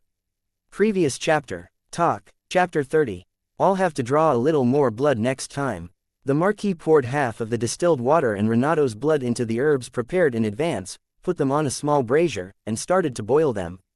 Then, he divided the remaining blood into several test tubes. I hope it works this time. Taking out the poison he had made last night, Marquis Metis muttered. What he was researching recently was a poison that could destroy the fairy blood's healing power.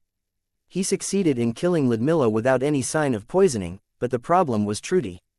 Currently, the second prince was under the strict protection of the Imperial Knight's order. It was nearly impossible to kill that child even with a skillful assassin.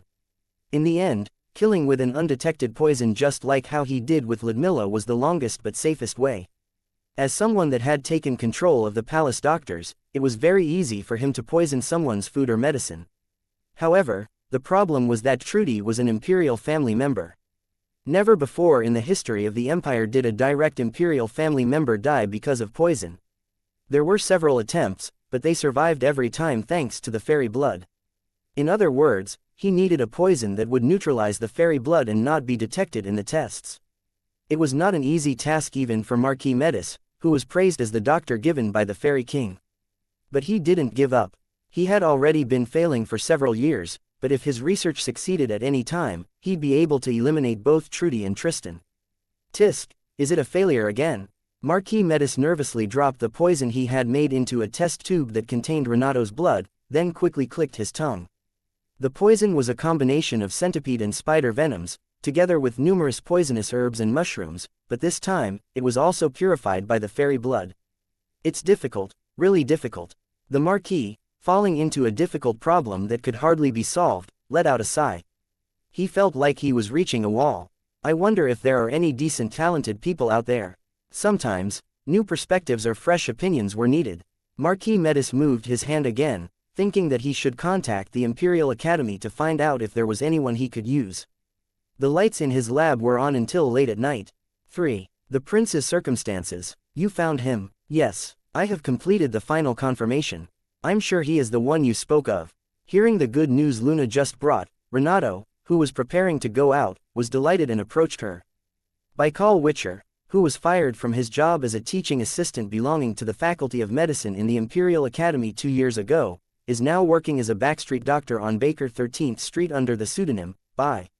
From what I have investigated, it seems that he's having debt due to his younger sister. It's the right person. You seem to have searched well. Renato internally compared his memory to Luna's report and nodded. After finishing her report, Luna bowed her head to apologize. It took a while because his appearance has changed a lot from before. My apologies. No, it's fine because you found him in the end anyway. It wouldn't have been easy to move while avoiding people's eyes, so you did a good job. Renato lightly patted Luna's shoulder. He was a little nervous because finding that person was slower than expected, but now that he had succeeded, he felt happy. If it had been delayed for a few more days, that person might have fallen into Marquis Metis' hands just like in his previous life.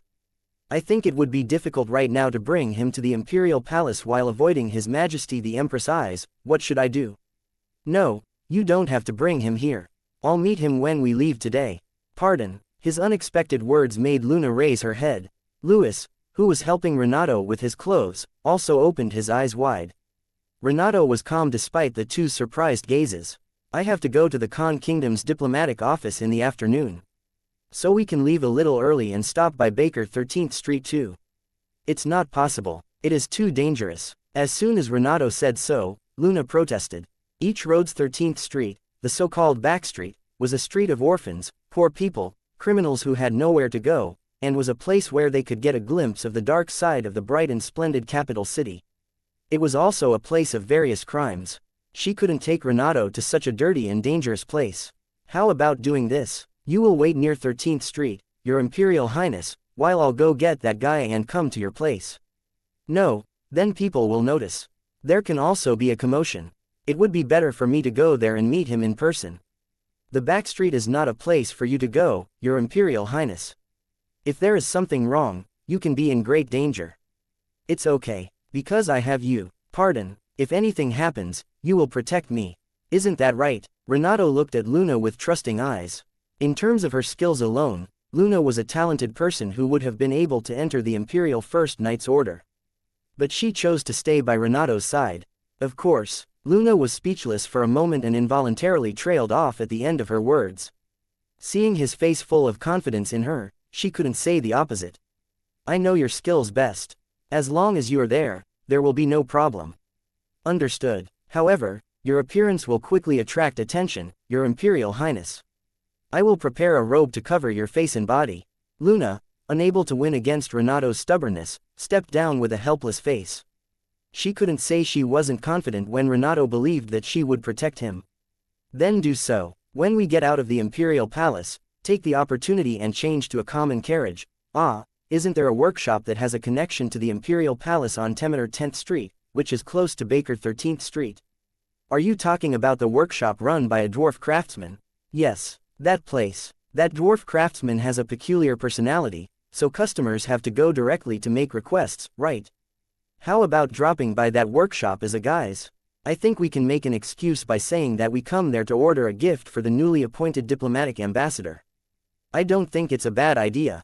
It will take an hour or two to discuss what to make, come up with a design, and choose materials. If we say we go out for the Grand Prince's gift, even His Majesty the Empress won't have any doubts. Right, then let's stay for a while at first, and leave the rest to Louis while we sneak out to Baker 13th Street. Hearing Renato's words, Louis, who had been quietly listening to the conversation, intervened in surprise.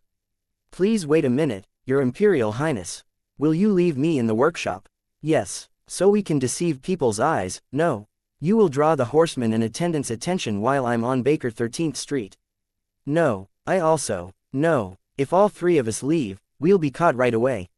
You have to do this. I have no one to entrust this to but you, Louis. When Renato said he only had Louis to entrust this to, Louis's opposition waned. It was because he knew that except for him and Luna, Renato couldn't trust anyone else. How could he oppose that when seeing Renato's bright eyes? However, he was still not relieved. That was not just any place, but a backstreet called the darkness of the Empire's capital and the den of evil. When he thought that his Prince Nim who grew up preciously was going to such a place, he couldn't help but worry. It won't be dangerous if Luna goes with you, but please come back as soon as possible. You're really just going there for business, right? If anyone starts a quarrel, please always step back and leave it to Luna. And Louis, who was frequently getting anxious because of Renato these days, said with a worried face. All right, don't worry too much since I will never leave Luna's side. Let's get ready to go out first. We have to finish the matter quickly so I can go to the diplomatic office in time for my appointment. Yes, Your Imperial Highness. After discussing with the Louis siblings, Renato hurriedly prepared to go out. Somehow, he had a feeling that today would be a very busy day. Flap, flap. The documents in Khalid's hand were quickly flipped. They were reports about Renato that Nasir had prepared and sent him. Having read all the way to the last part, Khalid let out a heavy sigh. Leaving the 20 or so reports on his thighs, Khalid leaned against the carriage chair. He had already expected it to some extent, but his heart felt stuffy after finishing reading them. The contents of the report were just as Khalid had guessed. If he had to define Renato's life in one word, he had no choice but to say, unfortunate. All the stories recorded on the few sheets of paper were miserable, melancholic, and lonely. Only one trait of Beta turned a birth that deserved to be blessed into a tragedy. Khalid was greatly displeased by that fact. Just like me, Khalid's feelings after reading the reports were short, yet heavy. He felt empathy for Renato. His life as an illegitimate son and the prince's life who was born as a Beta seemed to be similar. A life that was criticized by everyone just because they were born. Chapter 31. Her Highness the deceased Imperial Consort and the second prince are my real family. What Renato said was true. Khalid understood why he was so devoted to the deceased Imperial Consort and the second prince. The Imperial Consort was the only adult to reach out to Renato first. From her, Renato received the love that he didn't receive from his parents, and through the second prince, he came to know about the family love that he had never known in more than 10 years of life. They accepted me into their family. I was able to exist as Renato, not as a useless Beta prince in front of them. Khalid recalled Renato's words and bit his lower lip. Even without directly seeing it, he could imagine how Renato would have lived. The sadness and despair of being ignored by the parents who gave birth to him, and the hatred and disgust he received from people who had nothing to do with him were too much for a young child to bear alone. For a child hungry for love, the imperial consort would have been both light and salvation. Just like how Mariam was to him. Newnham. The red eyes recalling Mariam became dark.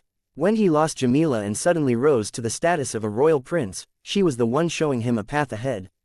Are you Khalid? Who? You really look like me. We have the same hair color and the same eye color too. In the past, the previous king, who was famous for his lust, had numerous illegitimate children, including Khalid. He hid his identity and seduced many people. And when that was not possible, he wielded his power as a king. There were some who had a relationship with him while knowing he was the king, but most of them only found out the truth later. Khalid's mother, Jamila, was one of them. Jamila, a promising shaman who took first place every year in the faculty of shamanism in the Royal Academy, went to the royal palace for practical training before graduation and was noticed by the previous king. As a result, Jamila had to drop out of the academy and gave birth to Khalid. Having been kicked out of her family, she raised her child by running a small shaman's shop alone. Both the cause and the fault belonged to the previous king, but people only criticized Jamila and Khalid. It was because no matter what happened, they could not openly speak ill of the king. Thus, as a child, Khalid had to go through a lot of hardship just because he was an illegitimate child. His life could not be described as good even in empty words. People often pointed at, cursed, and tormented Jamila and Khalid. Still, Khalid was more fortunate than the king's other illegitimate sons. Born with red eyes and the dominant alpha trait characteristic of the royal family, he was adopted by the queen consort who didn't have a son after Jamila became ill and passed away. From the king's illegitimate child, he became a recognized royal prince overnight. Since then, Khalid's life had changed 180 degrees. Take care of me in the future, Khalid. Feel free to call me Nuna. Unlike the cold queen consort, Mariam treated her half-brother Khalid with sincerity. She helped Khalid adapt to life in the royal palace both physically and mentally. Mariam's kindness was the warmth of others that Khalid first tasted because he was not treated like a human by anyone except his mother. I heard it from Sir Abraham. It seems like you have a talent for the sword, right? He sincerely praised that you were born with the qualities to become the best knight in the kingdom. What do you plan to do? I'm not sure. What do you think, Newnham? Me. Do my thoughts matter? Just do it if you want to, and don't do it if it's not what you want. But I don't think it's bad to try for your future. Then I'll try. Can you make a decision so easily? Well, okay, if you are going to be a knight, make sure to be so strong that no one can look down on you. And I will help you as much as I can. With Mariam's full support, Khalid, who showed extraordinary talent in swordsmanship, was the youngest to be knighted in the kingdom at the age of 12. Not stopping there, he was also the youngest to join the Royal First Knights Order at the age of 15. After that, Khalid participated in various expeditions as a member of the Royal First Knights Order, showing his presence with outstanding skills. I appoint Khalid Nur Hakan as the Vice Commander of the Royal First Knights Order. Having made the most achievements among the knights in 3 years, he became the Vice Commander at 18 years old, the same time as his coming-of-age ceremony. Not only that, 2 years later, he founded a new Knights Order. Black Wolf Knights Order. The Knights Order created by Khalid was officially recognized by the royal family with the support of Mariam. It was the birth of the royal family's special Knights Order. As such, he rose to the position of the youngest knight commander in the history of the Khan Kingdom at the age of 20. He's just an illegitimate child who became a royal prince, but now he even established a Knights Order recognized by the royal family. No matter how talented he is, this is still unacceptable. Royal Princess Mariam actively supported him. I really don't understand what she is thinking. Many people expressed concern about the shocking announcement, but their opposition faltered because Khalid's achievements were so impressive. An illegitimate son is still better than a daughter. When Khalid's fame rose, the previous king weighed him against Mariam. Even the former queen consort had the same idea in this regard. Because she adopted Khalid for that purpose in the first place. As Khalid quickly emerged as a crown prince candidate, one by one, those who tried to use him to seize power appeared. At the same time, forces that opposed both Mariam, who was a woman, and Khalid, who was an illegitimate child, were born. Khalid, I want to be the monarch. If that is your wish, I will make it happen, Newnham. At the time when tension was rising over the crown prince position, Mariam visited Khalid and revealed her dream. Khalid willingly dedicated his sword to her. Shortly thereafter, when the previous king suddenly died, a fight for the throne broke out between his younger brother, Duke Abadan, and the royal princess Mariam. A faction made up of the illegitimate sons of the previous king also revolted to demand recognition as royalty. Thanks to Khalid, Mariam ascended to the throne by crushing all enemies that stood in her way. It was the birth of the third female monarch. He thought that there would only be happiness waiting for them ahead, but the situation took a strange turn. Khalid did not receive any titles and territories, despite being the #1 contributor who placed Mariam on the throne. It was because of the fierce opposition of the nobles. The atmosphere is not as good as I thought. Please wait just a bit. The blood-stained throne that didn't have the nobles' support was exposed to more risks than expected. Mariam, who failed to take the lead in the beginning, apologized to Khalid and asked for his understanding. Khalid nodded without saying a word. He didn't want to burden her, who was frantically busy after just ascending the throne. However, as years passed by, his title appointment ceremony was never held. Meanwhile, people began to call Khalid Grand Prince, rather than Royal Prince. This was because the words Royal Prince and Royal Princess could only be used for the monarch's children. Thus, Khalid became the Grand Prince of the Khan Kingdom. Eve's note: I already explained in Chap 4, but as a reminder, Khalid's title Wangje literally means the monarch's younger brother. The usual prince title is Wangja, which means the monarch's son.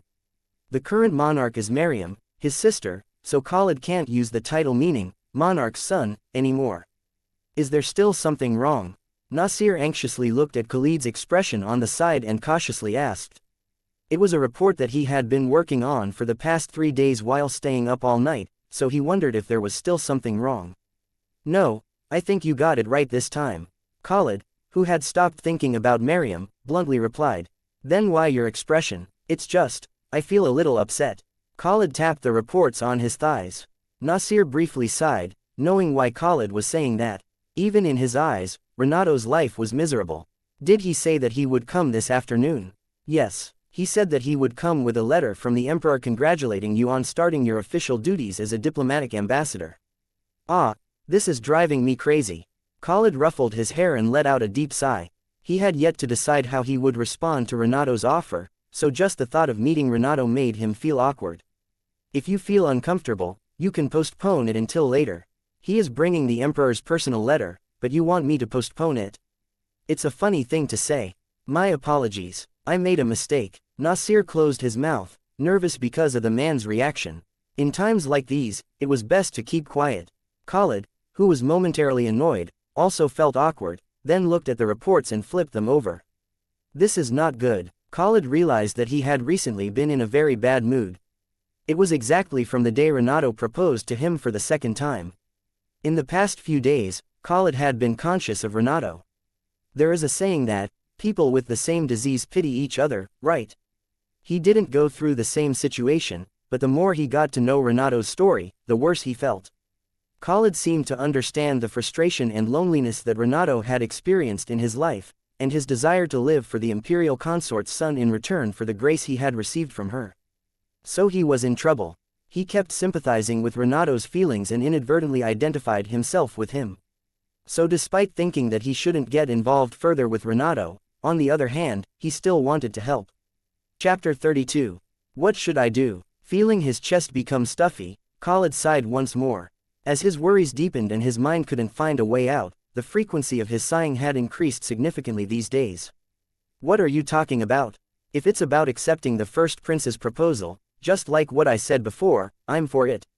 Hearing Khalid's murmur, Nasir quickly expressed his opinion.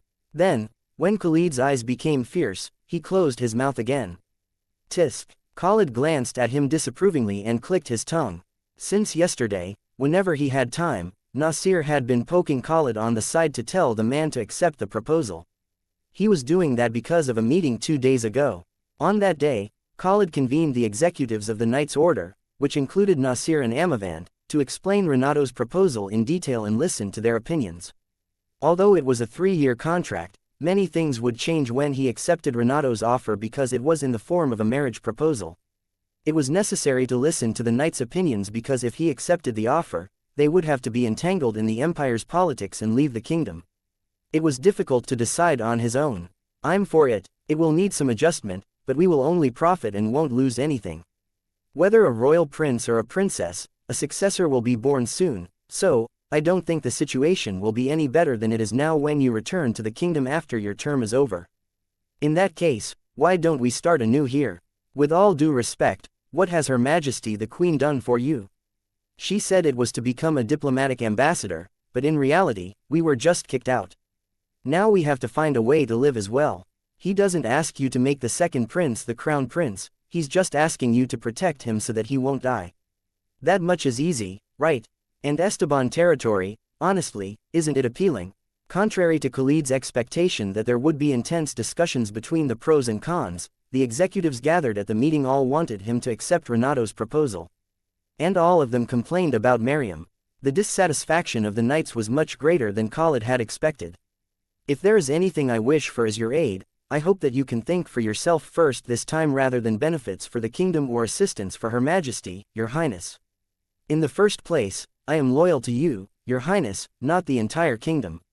And all the other guys are the same as me, aren't they? Whatever decision you make, I will follow you, so please do as you please. Among them, Nasir and Amavan were the ones that actively supported the most. As Amavan said, most of the knights were saved by Khalid on the battlefield or joined because of their admiration for his ability. In addition, there were quite a few knights who were originally illegitimate children like Khalid. For those who had skills but were rejected because they were illegitimate children and could not fulfill their dreams, Black Wolf Knight's Order was a life-changing opportunity, and Khalid was the savior of their miserable lives. Therefore, they were loyal to Khalid, not to the Khan Kingdom. The first prince didn't ask for an answer today, so please don't worry too much. That's true, but it is not polite to postpone an answer. It's a matter that could change your life, isn't it? He'd understand it too. Let's think about that later and finish our work first. We'll be at Baker 13th Street soon. Nasir looked out the window and grabbed his sword. Currently, they were moving after receiving information that there was an organization that smuggled medicinal herbs from the Khan Kingdom. It's been a while since I've warmed up, Nasir said with a smile.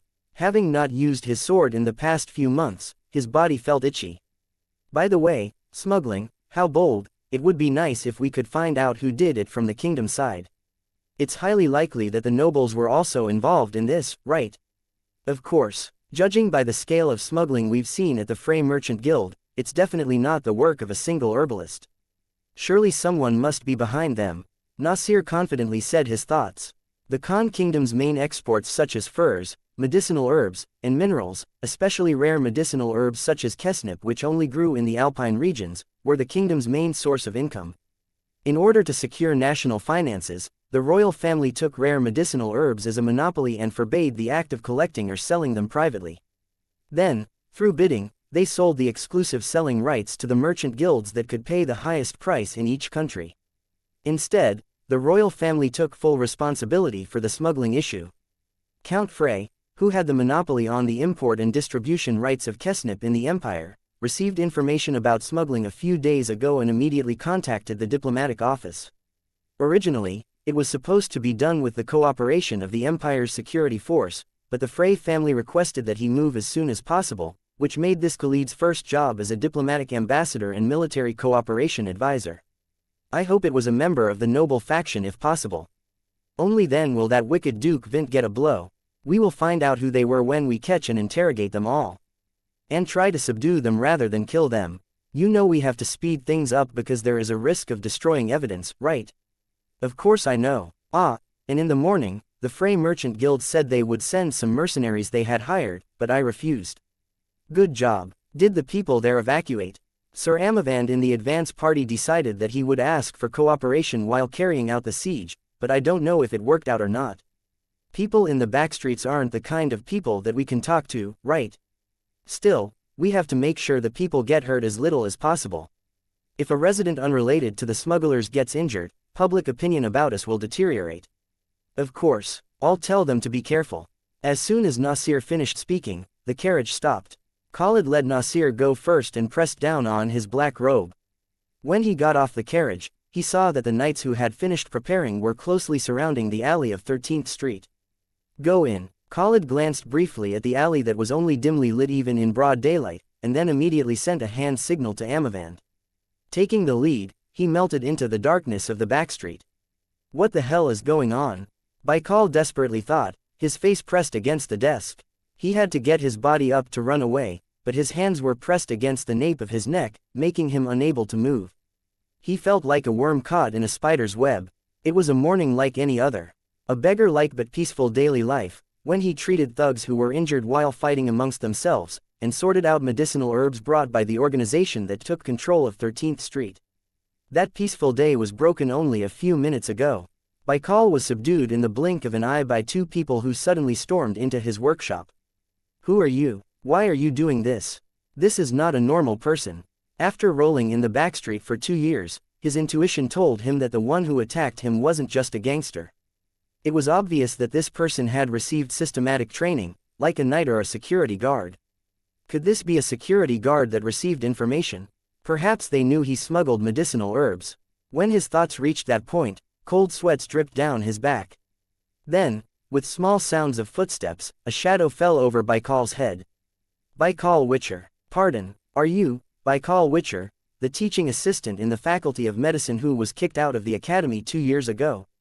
I know that you were discovered to have embezzled various medicinal herbs that Professor Rachel had taken for research, including rare medicinal herbs from the Khan Kingdom, and was expelled because of that. Baikal's eyes widened because of the unexpected question.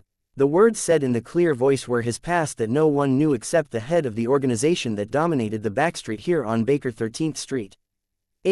How? Surprised, Baikal raised his eyes and looked up at the person who was talking to him. Because of the robe, all he could see was the person's small lips and slender chin, but that person could not hide his noble and elegant aura. A noble, and obviously quite of a high ranking. Baikal was almost certain of the identity of the person standing in front of him. If so, it was most likely that the person subduing him was his guard knight. In other words, it meant he couldn't run away. But why? For what purpose? His deep blue eyes fluttered violently. I made a mistake, but only once. Feeling a sense of crisis, Baikal hurriedly protested. He stole Kesnip because of his younger sister who had a pheromone disorder. Kesnip was a rare medicinal herb that could only be found in the Khan Kingdom and had been used as a material for high-grade inhibitors or hormone drugs because of its excellent effect on alphas and omegas pheromone control. However, for him, the eldest son of a poor baron, it was an expensive medicine that was no different from a pie in the sky. However, he could not give up on his sister. Making a medicine using Kesnip as the main ingredient could alleviate the symptoms of the incurable disease that had plagued his sister for several years. In the end, Baikal used his status as a teaching assistant in the Faculty of Medicine to steal a small amount of Kesnip that the professor in charge of the research had taken. Professor Rachel did it occasionally as well, so he thought he'd be fine. However, he was caught in an academy inspection. Chapter 33. The only thing I stole was Kesnip. Everything else was false accusations. Professor Rachel even blamed Baikal for her own embezzlement. After being disciplined, he was stripped of his medical qualifications and expelled from the academy. In addition, he was in debt because he had to pay for the medicines that the professor had stolen for years. The head of the organization who controlled the backstreet of 13th Street was the one lending him the money. The head of the organization appreciated Baikal's talent and demanded that he become a doctor for them. He also occasionally entrusted the sorting and production of medicinal herbs smuggled from the Khan Kingdom to Baikal. Even though he knew that his action was a crime, Baikal had no choice but to join in. If he couldn't pay off his debts, he and his sister would be sold to a worse place. Most of all, the sorting of medicinal herbs was beneficial to Baikal. The boss gladly allowed him to take Kesnip, which had no commodity value. Baikal collected them and made medicine for his sister. Isn't the issue at the academy already over? Why did you come to me all of a sudden? Don't raise your voice. You shouldn't do something reckless. Luna warned Baikal and pressed on the nape of his neck. She already confirmed no one was near the workshop, but she couldn't predict if someone would come when they heard the commotion. If you don't keep quiet, I'll break your neck. Baikal's body hardened when hearing the voice filled with subtle killing intent. They weren't empty words. She could really break his neck right away. Terrified, Baikal let out a hiccup. As you said, the academy issue is already over. But that's not what I am here for. A white, thin hand slowly ran across the desk. Renato lifted the bundle of kesnip that Baikal had left out. Isn't this a medicinal herb that can only be found in the Khan Kingdom? But as far as I know, the Frey family's merchant guild has the exclusive distribution rights of kesnip. Huff. Hearing Renato's murmur, Baikal gasped. Smuggling was a felony. If he was caught here, he wouldn't be able to get out of prison for at least a few years. Then he wouldn't be able to take care of his younger sister. Please spare me. Just, because of debt, I have no choice but to, I have to take care of my sister, hic. Becoming anxious, he begged with tears in his eyes. Renato looked at Baikal indifferently when he begged him. Even if I turn a blind eye here, you will be arrested soon. The capital security force has already smelled this. Pardon, so tell me, what can you do if I help you? Renato slightly bent his upper body and whispered a question. He thought it was fortunate that he wore a robe. Had it not been for it, his face looking at Baikal with a distorted expression would have already been seen. What I can do is, Baikal could not easily answer Renato's question. Why did they come all of a sudden to reveal his past, then tell him to work for them? Baikal was a man with extraordinary intelligence compared to others, but now that he was engulfed in extreme fear, it was of no use anymore. If you work for me, I will pay the debt for you. I'll also ensure your sister's safety. You'd better not think about turning it down. Renato pressed Baikal once more. Taking a loved one hostage was an effective way to pressure and shake someone who could even commit a crime for his family. Not surprisingly, as soon as he mentioned his sister, Baikal's body shook as if convulsing. Are you threatening me? It's not a threat, it's a suggestion. How do you know about me? Well, does that matter now? Renato asked, slightly tilting his head. He knew about Baikal because the man was Maximo's exclusive doctor in his previous life. Around this time, Baikal, caught as an accomplice in smuggling, happened to be spotted by Marquis Metis and became his assistant. After realizing Baikal's genius talent, the Marquis paid off his debt and pulled him out of the organization, but also took his sister hostage. From then on, Baikal worked under Marquis Metis, contributing greatly to the creation of the poison that killed Trudy. After the Marquis' death, he was appointed Maximo's doctor. Because he was the only person who could create what the Marquis had invented, snake's breath. Maximo, who did not receive the Fairy King's blessing, was narrowed in position, so he had Baikal draw Renato's blood from time to make snake's breath. Then he disguised it as fairy's tears. I'm sorry, Your Imperial Highness. I'm really sorry. Baikal, who was weak by nature, could not stand the pressure on him. He eventually collapsed, unable to overcome the weight of his sins. How in the world am I supposed to pay for this sin? I am a sinner. It's all my fault. Whenever Baikal drew Renato's blood, he cried and apologized. After repeating that dozens of times, one day, Baikal confessed the truth and sins that Renato came to know about. I didn't know that the medicine I made would be used like that. I only, at that time, I only wanted to save my sister, It may sound like a cowardly excuse, but, I want to fix everything right now. Because of Baikal's confession, Renato came to know that Trudy and Tristan were poisoned. But his confession was too late. Marquis Metis and Blanche died, and Maximo became a tyrant and wielded power at will. After that, Baikal tried to tell the truth to other people other than Renato but was executed. His younger sister, whom he loved as much as his life, learned about what happened and also passed away. I can't give you much time. Choose right now. Can you really take me out of the organization without any problems? What are you planning to make me do? Baikal slurred his words and looked at the person in front of his eyes. The intruder wearing a robe was elegant in every word and movement. Even the hand holding the kesnip was beautiful without calluses or blemishes, making it obvious that he grew up without knowing hardship. It was clear that this person was not an insignificant noble like Baikal, but a precious young master. I have something in mind for you, but it won't be anything illegal. I promise. Baikal did not believe Renato's words. Suffering in this hellish world, he knew how foolish it was to trust someone. The past 2 years had been a hellish time for Baikal. Even so, my sins wouldn't go away, right? If even the capital security force smelled it, I might be arrested. Baikal was pessimistic about Renato's words. As he sorted the smuggled medicinal herbs for the organization and received kesnip in return, it was also a serious crime. He couldn't guess how high-ranking the man in front of him was, but hiding criminals would also be a problem. That's right, your sins are not going away. Renato looked at Baikal with complicated eyes and murmured. To Renato, he was an enemy that killed Trudy and Tristan. However, now that time had gone back, he wasn't anymore. Baikal had yet to become Marquis Metis' assistant, and Trudy and Tristan were still alive. Only Renato remembered his sins. So he agonized, whether he should kill Baikal here to prevent his future sins, or he should give the man a new chance. After much deliberation, Renato decided to use Baikal. He decided to take advantage of his genius talent comparable to that of Marquis Metis. So help me with my matters, and I'll let you make atonement for the rest of your life. What do you mean? Gasped. After finishing his words, Renato slowly took off his robe. Baikal looked at the face exposed outside the robe and gasped. Clear skin without a single flaw, silvery white hair that softly sparkled, mysterious eyes that seemed as if layers of lavender-colored petals were overlapping on them, and delicate facial features. The person in front of him looked like a fairy that could only be seen in a masterpiece drawn by a famous artist. This is His Imperial Highness, Prince Renato L. Fleuret.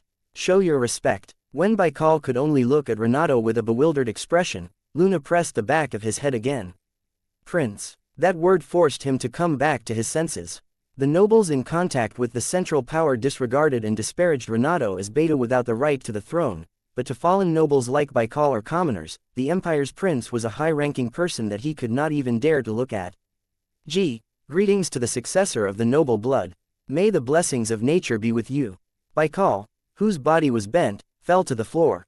Luna didn't stop him this time. Looking down at Baikal, who greeted him while trembling, Renato slowly opened his mouth.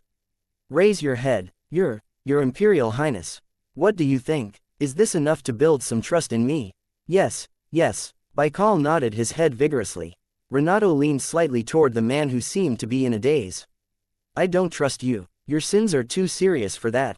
But if you keep your trust in me, I'll guarantee your and your sister's safety. Chapter 34. Gulp. Baikal gulped when Renato's face came closer.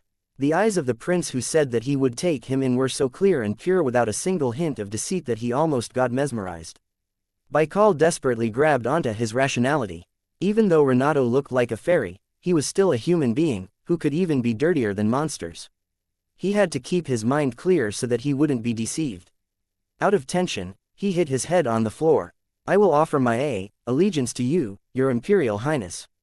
Since Renato already revealed his identity, Baikal had two options.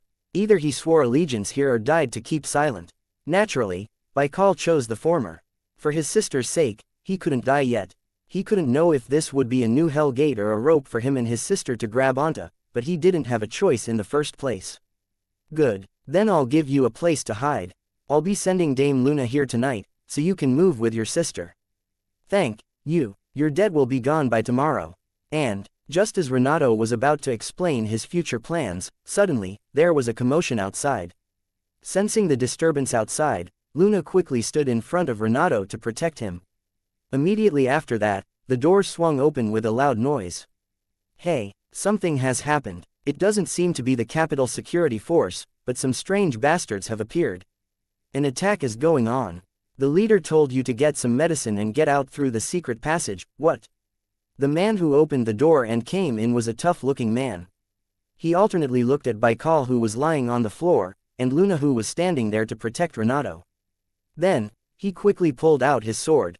Who are you guys? Your Imperial Highness, please step back. After finishing her words, Luna drew out the sword from her waist and kicked the floor. But Renato did not answer. The moment he saw the sword pointed at him, he could not do anything as his head had gone blank. A sudden fear that the sword would rip through his skin and pierce his intestines at any moment overwhelmed him. There are some suspicious guys here. Quickly call for support. While Renato froze, Luna struck the man's sword when he planned to call comrades, then struck his Adam's apple with the sword handle. As she stunned the opponent with neat movements, a hand axe flew towards her. Clang! The axe that cut through the air brushed Luna's side and hit the wall. Then, a black shadow rushed to Luna. Perhaps it was a member of the gang who ran here after hearing the man's request for support. Die! Luna raised the sword to block an attack from the gang member who rushed at her with a scream. Clang! The two weapons clashed, creating a loud noise.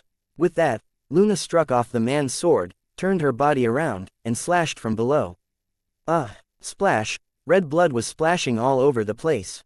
In the blink of an eye, the large man got a cut on his chest and burst out screaming. Not missing the opportunity, Luna powerfully hit his chin with her palm. With a dull sound, the gang member lost consciousness, stumbled, and fell to the floor. Having cleared the situation right in an instant, Luna wiped away the blood from her sword. She didn't want to shed as much blood as possible because Renato was here, but she had no choice. It seems that something has happened outside. We need to get out before the commotion gets bigger. Let's take that person with us, Your Imperial Highness. Luna, who approached Renato with her sword, sensed something strange and stopped talking. He looked terribly pale. Your Imperial Highness, are you okay? I'm okay. Renato, who was standing absent-mindedly, barely came to his senses thanks to Luna's voice. He stuttered back in answer to Luna. What's wrong with me? Feeling out of breath, Renato pressed his hand against his chest.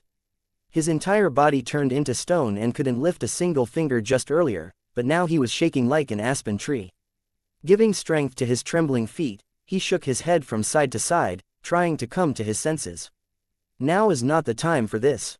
Come to your senses. Reprimanding himself, Renato tightly closed his eyes and opened them back. Then, he became stiff when seeing the blood oozing out from the fallen man. His eyes looking at the red liquid that soaked the floor violently trembled. Is he dead? Before he could think, the words came out of his mouth first. A brief sense of failure appeared on Luna's face when she realized where Renato's gaze was headed. No, I just knocked him out.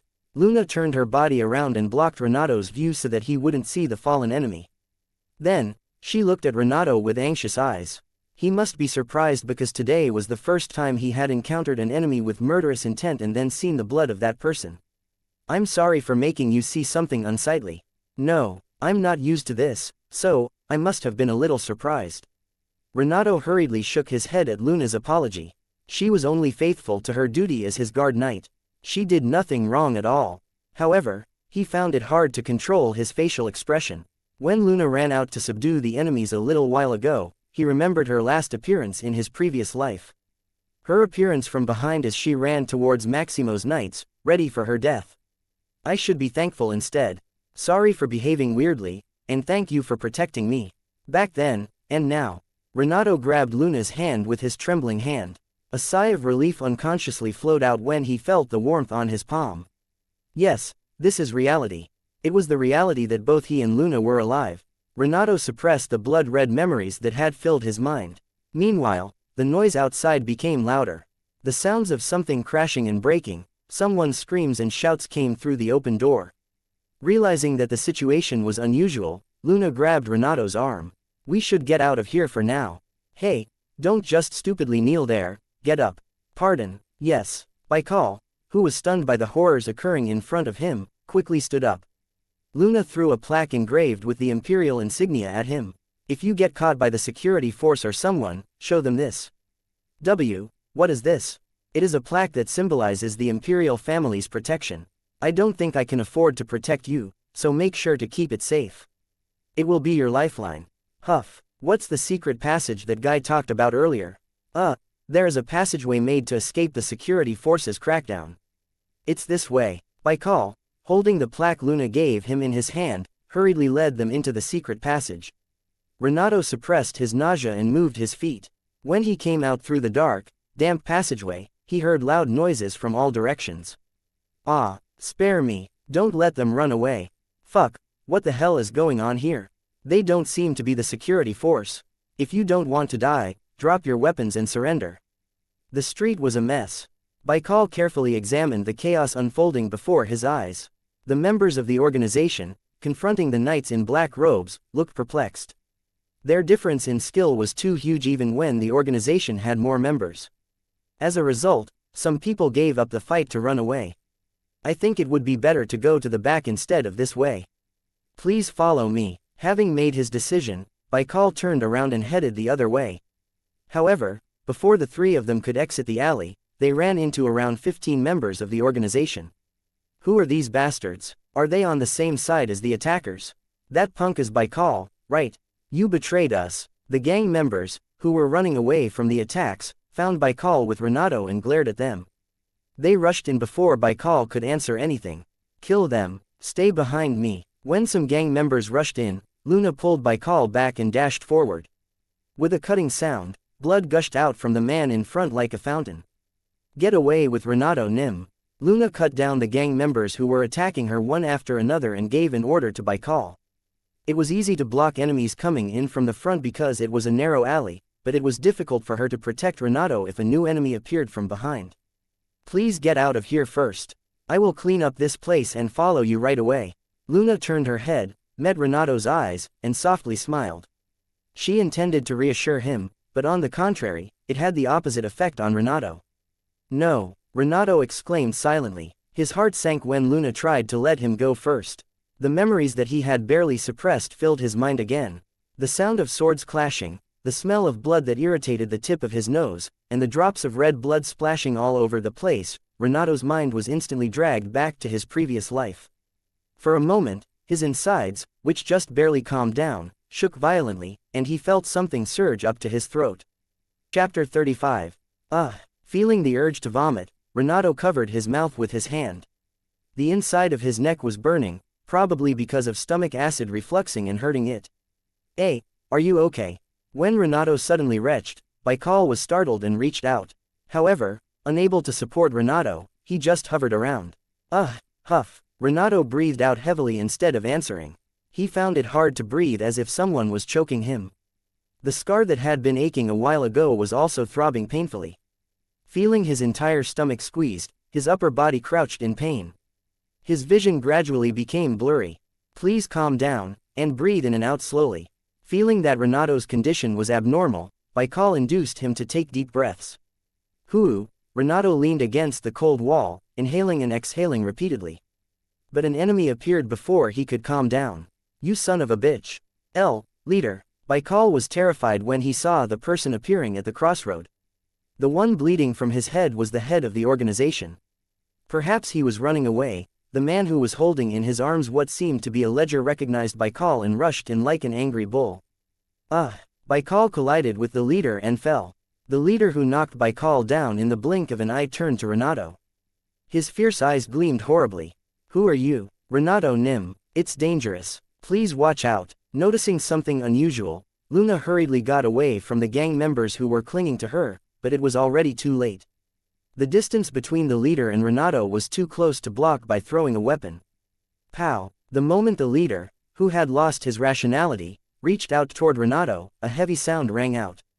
A man in a black robe broke into the alley and struck the leader in the back of his head. Having been attacked without a chance to defend himself, the leader collapsed like a puppet with a broken string. Who are you? It's dangerous here, Your Imperial Highness. The man who came out of nowhere turned his gaze to Renato, who was almost caught by the organization leader, then stopped. He recognized the face revealed through the half-fallen robe at once. Khalid. Renato also recognized the other person. He blankly looked up at Khalid while the man also looked down at him in bewilderment. He was confused about whether the Khalid he saw right now was real or a hallucination created by his memories. So many things happened at once that he couldn't keep his mind clear. His brain was a mess. Why are you here? As he was about to raise his body, Renato groaned in pain and bent down again. Khalid, who had been stiffened by the unexpected meeting, quickly supported the body collapsing to the ground. Are you okay? Were you hurt? Khalid pulled Renato into his arms and asked in an urgent voice. When his astonishment faded away a little, Renato's pale, tired face came into his vision. Renato Nim. In the meantime, Luna overpowered all the members of the organization and approached the two. Looking at Renato in Khalid's arms, her face contorted. She felt guilty for not protecting him properly. Renato tried to talk to Luna. He wanted to say he was okay, but only groans came out. The smell of blood spreading here and there made him nauseous and dizzy. I entrust Trudy to you. Please protect that child. Your Imperial Highness, please don't cry, I'm okay. Hung Nim, I beg of you. Please don't hate me, please. If you need my help, I will help you as much as I can. Since when have you had that kind of relationship with that bastard? You didn't. Do you really think I will believe that? I will buy time. In the meantime, please take Snow and run away. As far as possible. Do you understand? Numerous memories mixed up in his dazed mind. Many people's voices echoed in his ears like tinnitus. The more it happened, the more painful his scar became. It hurts, huff. Overwhelmed by unbearable pain, Renato crouched down and groaned. Seeing that it was difficult to get an answer from Renato, Khalid turned to the other person. You are Dame Luna, right? Just what happened? I'll explain the details after we get out of here. No one should know that His Imperial Highness is here. Please help us. After hesitating for a bit, Luna asked Khalid for help. It might have been different if Renato's condition was good, but now that this happened, she couldn't handle this alone. They needed Khalid's help to get out of this place quietly. I will. Khalid accepted Luna's request without hesitation. He wasn't cold-blooded enough to turn away from this sight. Then, he carefully lifted the body that was convulsing in pain. Hoo! Feeling his body lifted, Renato shuddered and let out a pained sound. His face, wet with cold sweat, was very pale. Please don't be tense and just let yourself be comfortable. I'm here to help. Khalid changed the position so that Renato could lean on him comfortably, then softly whisper. Renato, focusing on the word, help, turned his hazy lavender-colored eyes to Khalid. Khalid, Khalid was about to quickly move, but stopped when hearing a faint voice. When he thought about it again, Renato had been calling him by his name since earlier.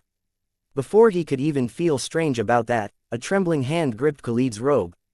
Please. The light purple eyes were full of tears just like dew on a flower's petal. A plea that resembled the breath scattered in the air leaked from Renato's lips which had lost their color. Please, help me. As soon as the pitiful plea dug into his ears, his heart pounded. Khalid took a deep breath without realizing it. The soft voice that seemed to disappear at any moment caused a strange ripple in his heart. Barely finishing his words, Renato dropped his head. His body also became limp when his senses blurred. Unable to stand the pain, he lost consciousness. Renato Nim, Luna, looking at Renato with an anxious face, lost her composure when he passed out. Forgetting that Khalid was holding Renato, she stretched out her hand recklessly.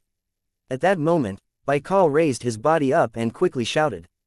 Please wait, you must not recklessly touch a fainted person. Baikal hastily stopped Luna and approached Khalid who was holding Renato. Then he cautiously asked permission. Can I take a look for a moment? Are you a doctor? For the time being, I am. Baikal answered in a barely audible voice. After exchanging glances with Luna, Khalid turned towards Baikal. After examining Renato's complexion, Baikal grabbed the wrist that was hanging down helplessly and concentrated. After checking Renato's pulse for a while, he sighed in relief. Fortunately, it is not a big deal. It seems like he just passed out because he couldn't overcome a psychological shock. He was holding his stomach in pain earlier. Is he injured anywhere? There are no visible injuries. The enemies have never approached His Imperial Highness either. I'll have to take a closer look, but maybe it's because he was under a lot of stress for a moment. Hearing Baikal's words, Khalid's gaze turned to the alley. It was certainly not a scene that a prince who had grown up peacefully in the Imperial Palace could endure. It is difficult to conduct a proper checkup here. We have to move to the right place to make an accurate diagnosis. Let's go to my official residence first. Having decided on his destination, Khalid took off his robe and wrapped it around Renato's body. At that time, Omegaverse, who had subdued all the gang members, approached the alley. Your Highness, what are you doing there? What about the leader? Omegaverse opened his eyes wide when Khalid, who was chasing the leader that had fled with the ledger, came out holding someone. What happened? Who is that person? Get rid of the fallen bastards at this place. Hear from Dame Luna here about this matter. Dame Luna. Omegaverse tilted his head at the unfamiliar name, then saw Luna behind Khalid and let out an exclamation. He knew who she was.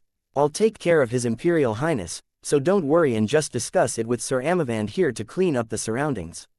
After that, follow me. Thank you very much. Luna bowed her head to Khalid. She wanted to go to the official residence together with him, but she had to go to Louis who was waiting for them in the dwarf's workshop. And the doctor. You follow me. Pardon. Yes. Hearing Khalid's words, Baikal responded with a solemn expression. Holding Renato in his arms, Khalid strode towards the carriage. Even though Renato had lost his mind, his body was still weakly trembling, making Khalid feel strangely anxious. Chapter 36. Renato had a very long nightmare. In his dream, he once again lost his precious people. Trudy, Louis, and Luna all left Renato's side while covered in blood. No. Trudy's dead body dispersed into flower petals. Louis's fallen body sank into a pool of blood. Luna's torn body was shattered like a broken sword. Renato screamed because of that unbearable misery. Don't go. His desperately stretched hands struggled to reach the three of them. Sinking down on the floor, Renato gathered the petals scattered on the floor, dug up the puddle of blood, and connected the shattered fragments together. But it was only a futile attempt. After that, Renato was left alone in the darkness. Trudy, Louis, and Luna were all gone. Renato, left alone again, was disheartened. In the end, he failed again. I don't want this, please. Sitting down on the floor, Renato cried miserably. A mournful sobbing sound echoed back. He reached out his hand, but couldn't catch anything. I'm sorry. I'm really sorry. Renato shed tears, apologizing and apologizing over again to those whom he failed to protect, and to those who lost their lives because of him. A terrible sadness swept over him. At that moment, a small warmth touched his damp eye, then parted away. Feeling the hand wiping away his tears, Renato flinched. He struggled to catch the warmth that drifted apart. Please calm down. I will be here. A low voice reached his ears, and the warmth that came back held Renato's hand.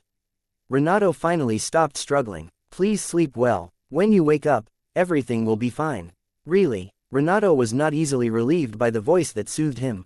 Perhaps sensing his anxiety, light pats fell on the back of his hand. Following it, Renato's rough breathing gradually became calmer. His stiff body slowly loosened. Don't leave me alone. Feeling his consciousness fade away, Renato desperately grasped the warmth that touched his hand. Then, the hand that was patting Renato's hand paused for a moment. I will stay by your side until you wake up. So please don't worry. He could feel no lies from that honest voice. Hearing the promise to stay by his side, Renato fell asleep again with a more relaxed expression on his face. There were no longer nightmares that tormented him. Where is this place? Renato woke up again a few hours later. He thought as he lifted his heavy eyelids. An unfamiliar ceiling appeared in his blurry vision. Hoo! A tired breath flowed out from his dry lips. His head felt heavy, and his body felt drowsy. Renato looked around the room, moving only his eyes. It was then that he heard a familiar voice. Are you awake? Quote ellipsis ellipsis exclamation mark. Your Highness. Renato's body slightly shook, startled by the sudden voice. Turning his head towards the voice, he saw Khalid sitting in a chair while looking at him, and opened his eyes wide. Why am I here? No, why are you here, Your Highness? Renato raised his body and gibbered random words.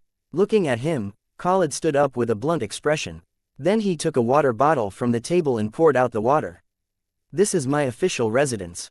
Your guard knight asked me to help you, so I brought you here, Your Imperial Highness. Khalid solved Renato's curiosity and handed him a glass of water. Please drink some water first. Thank you. Renato held the glass and hesitantly drank the water. When the moderately cool water wetted his dry mouth and throat, the sleepiness in his body also faded away. Did Luna ask you to help me, Your Highness? Yes. She is waiting outside with the attendant right now. Should I call them? Please wait a minute. Just what? Renato stopped Khalid from calling Luna and Louis. He had already woken up, but he couldn't understand what was going on. When Renato had a confused expression, Khalid let out a small sigh and sat down on the bed. Don't you remember anything? What? Ah. Renato blinked at Khalid's question, then immediately let out an exclamation. The situation before he fainted came to his mind one by one. He went to see Baikal and got swept away because of a commotion, then his memory surged up when Luna fought against the enemies, causing him to panic, then he met Khalid by chance and lost consciousness in the man's arms. I have caused trouble to you. My apologies. Realizing what happened, Renato immediately apologized. He didn't expect that he would run into Khalid there. Having to face an unexpectedly difficult situation, he agonized over how to deal with this problem. If it was just a meeting by chance, he could have gotten over it somehow, but the problem was that he collapsed in front of Khalid. You don't have to apologize to me. Rather, I should be the one apologizing to you. From what Dame Luna told me, it seemed that you were involved in an accident caused by me. Pardon. Renato lifted his head because of the unexpected words. When Renato looked at him with a confused expression, Khalid calmly explained the situation. The disturbance on Baker 13th Street today was caused by me. I heard that there was an organization that smuggled medicinal herbs from the kingdom, so I started an operation to sweep them up. Those who attacked you in the alley were the gang members, Your Imperial Highness. Ah. After hearing Khalid's explanation, Renato softly sighed. When he put the puzzles of his incomplete memories together, he could now understand the situation. In his previous life, Baikal was captured by the security forces as a member of the smuggling organization, but fell into Marquis Metis' hands when the man realized his talent. At that time, it was Khalid who wiped out the organization. He didn't know it would be connected like that. Renato was a little surprised when realizing so. But he was soon convinced by that fact. Even though he regressed, it was impossible to remember everything that happened in 6 years. He knew the major events that shook the empire or what kind of conspiracy Marquis Metis had, but he did not know the causal relationships of other minor incidents or events. Far from engaging in political affairs as a prince, he never even took the initiative to do anything. All Renato did in his previous life was to stay still like a fish out of water when Marquis Metis conspired things and heard about several things by chance. They treated Renato just like an invisible person and carried out plans such as who to eliminate and which traps to make without hesitation. They didn't care about Renato's existence at all. At those times, he felt painful just like being tortured, but now, those memories were helpful in many ways. Without the information he had then, he would not have even dared to try to change the future now. I heard about the situation from Dame Luna. She said that you went to see the doctor called Baikal without letting your personal doctor, Marquis Metis, know about this. That's the reason why we shouldn't let other people know about today's meeting. Yes, Renato lightly nodded his head. He wondered how Luna had explained it to Khalid, but fortunately, Luna seemed to have done a good job of covering up things. Khalid moved his lips, perhaps wanting to ask Renato something, but then closed his mouth again. After hesitating for a moment to choose his words, he slowly opened his mouth. First of all, let's cover it up that you stopped by the dwarf's workshop and got caught up in the commotion at Baker 13th Street, Your Imperial Highness. Pardon, there were gang members who ran away, so it was not difficult to manipulate the information. I also contacted the Imperial Palace, so you can rest here today. Please wait a moment, won't that cause you trouble, Your Highness? Renato asked with a surprised face.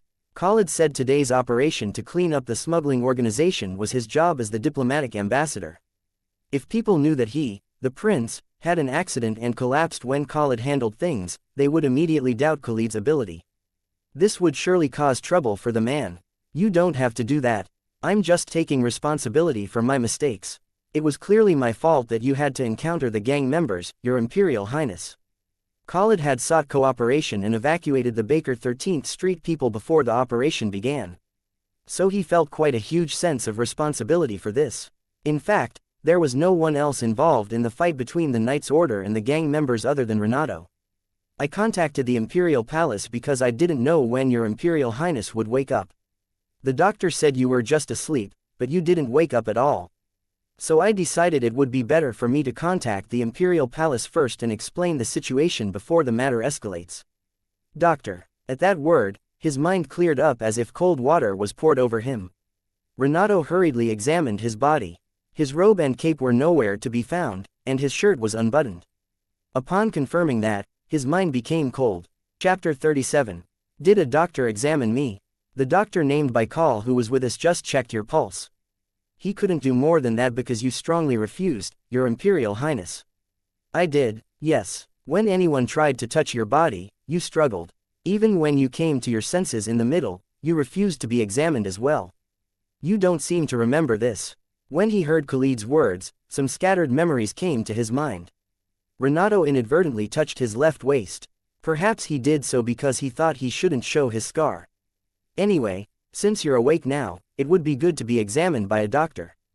A palace doctor from the Imperial Palace is waiting. No, I don't need a doctor. Pardon, it wasn't something worth examining.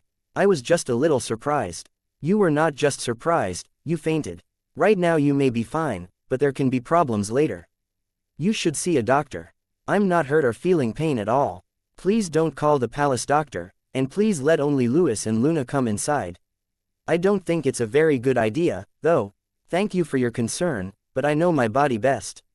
I'm okay. Renato took a defensive stance and interrupted Khalid's words when he kept advising Renato to get a checkup. He didn't want to argue with the man about this. Thank you very much for your care today. I have caused you a lot of trouble, I will definitely compensate you for today's matter. Ha! Looking at Renato's attempt to end the conversation, Khalid burst into laughter, feeling dumbfounded. His eyes narrowed as if to guess something. Renato's refusal of medical treatment deepened the suspicion he had been having for a while.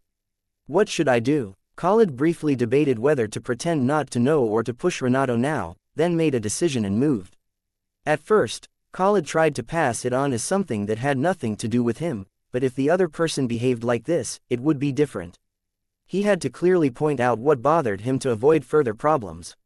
Your Imperial Highness. With one hand on the bed, Khalid called out to Renato in a low voice. Then he slowly leaned his upper body. His hand's weight made the bedsheet sag down. Your Highness. As a shadow fell over his face, Renato widened his eyes. He felt suffocated because the distance between them suddenly narrowed. There's something that has been bothering me for a while. Khalid pressed his upper body closer to Renato before he had a chance to move back. When they were so close that the tips of their noses almost touched, Renato's pale purple eyes shook. Something that has been bothering you? Renato managed to ask back. The distance between them was too close. Because of that, he wanted to pull his head back or avoid the man's gaze, but he couldn't. He could only look at the gleaming red eyes like a bewitched person. Since you refused to get a medical checkup, Khalid firmly held Renato with his gaze, then moved his right hand without taking his eyes off him. His long, hard fingers rested on Renato's shirt. In an instant, Renato's waist became stiff. Is it because of this scar? Khalid gently pressed his thumb down without giving Renato a chance to dodge. Renato's body trembled, startled by the hand that pressed the exact spot where his scar was. How? You wanted to ask how I knew. Who do you think was the person to take off your outer garments when you struggled to avoid the checkup, Your Imperial Highness? Then, when Khalid asked back, Renato's face was filled with astonishment. It was a felony to forcefully touch an Imperial family member's body who could express their opinions even in an unconscious state. Baikal, not knowing what to do with Renato's continued refusal, turned to Khalid for help. Because before Louis and Luna arrived, the only person who could touch Renato's body was Khalid, who had equal status to Renato. You were terrified when anyone touched you, so I was the only one to attend to you, Your Imperial Highness.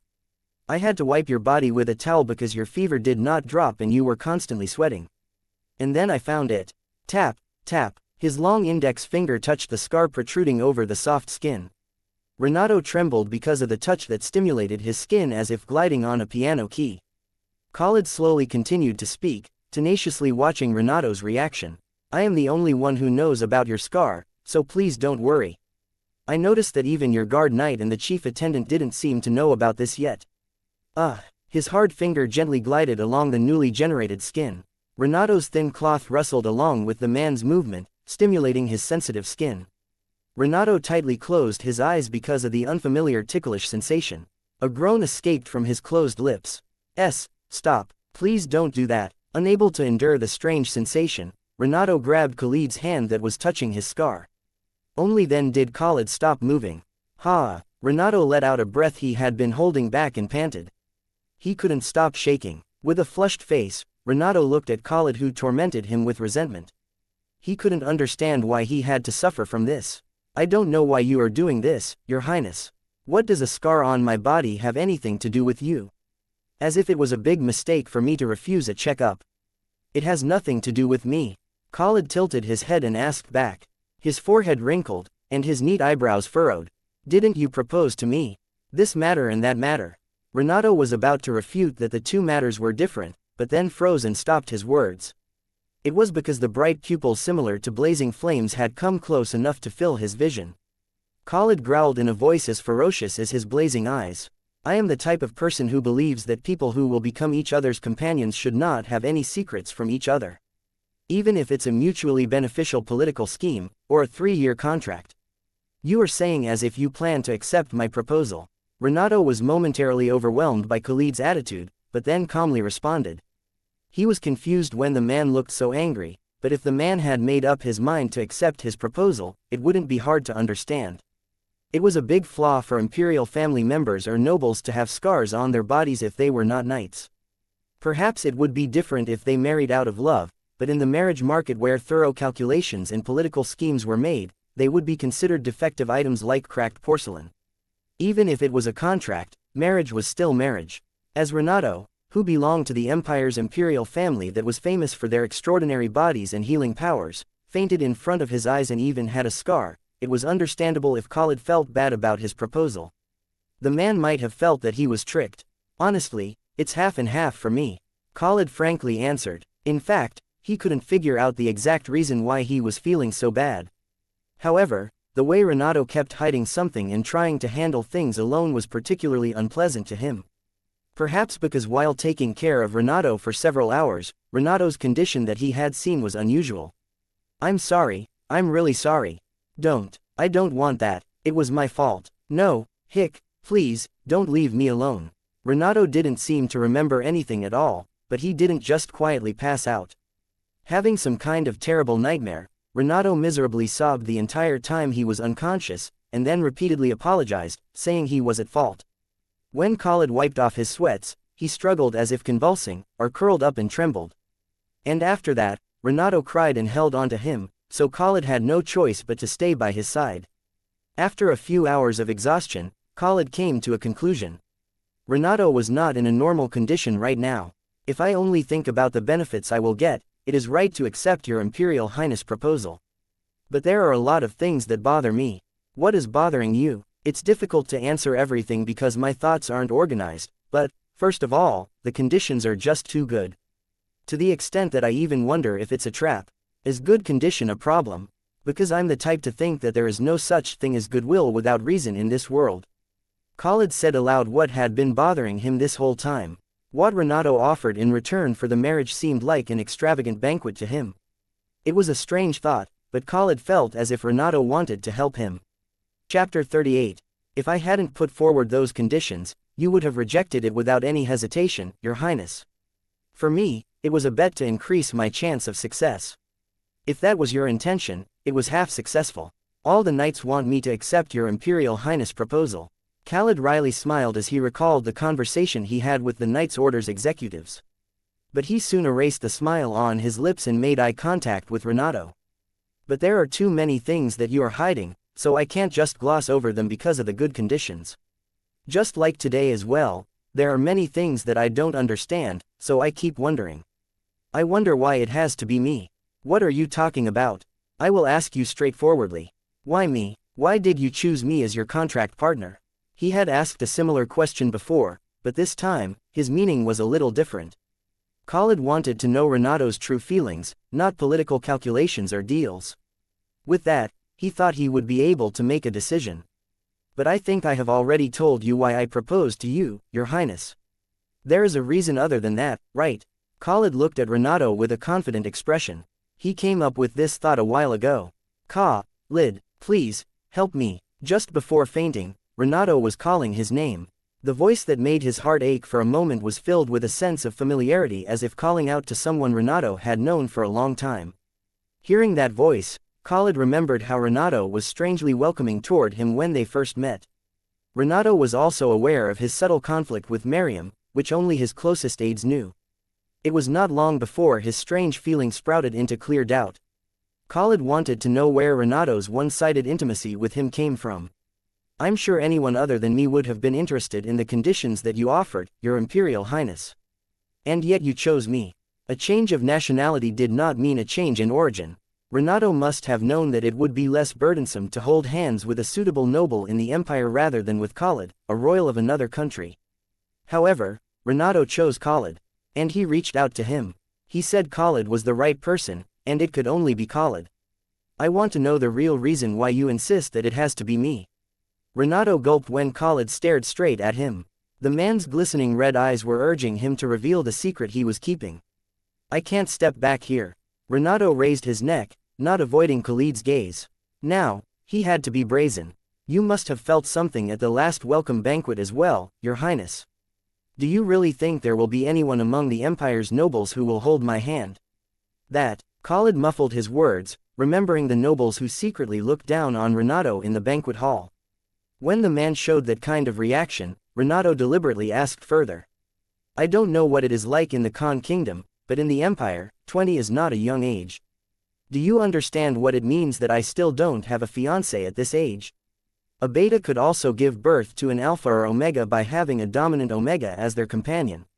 According to the Empire's law, Renato could not become the emperor, but his children could ascend to the throne. Blanche and Marquis Metis also initially tried to marry Renato early so that he would have a child that would succeed to the throne. But things didn't go their way. The nobles with dominant omega children had a negative attitude towards marriage with Renato. Not only their families, but the dominant omegas themselves were also too prideful to become Renato's companion. Born as dominant omegas and raised with love, they were arrogant and had more pride than others. Therefore, they did not want to accept a beta who did not have the right to the throne as their companion.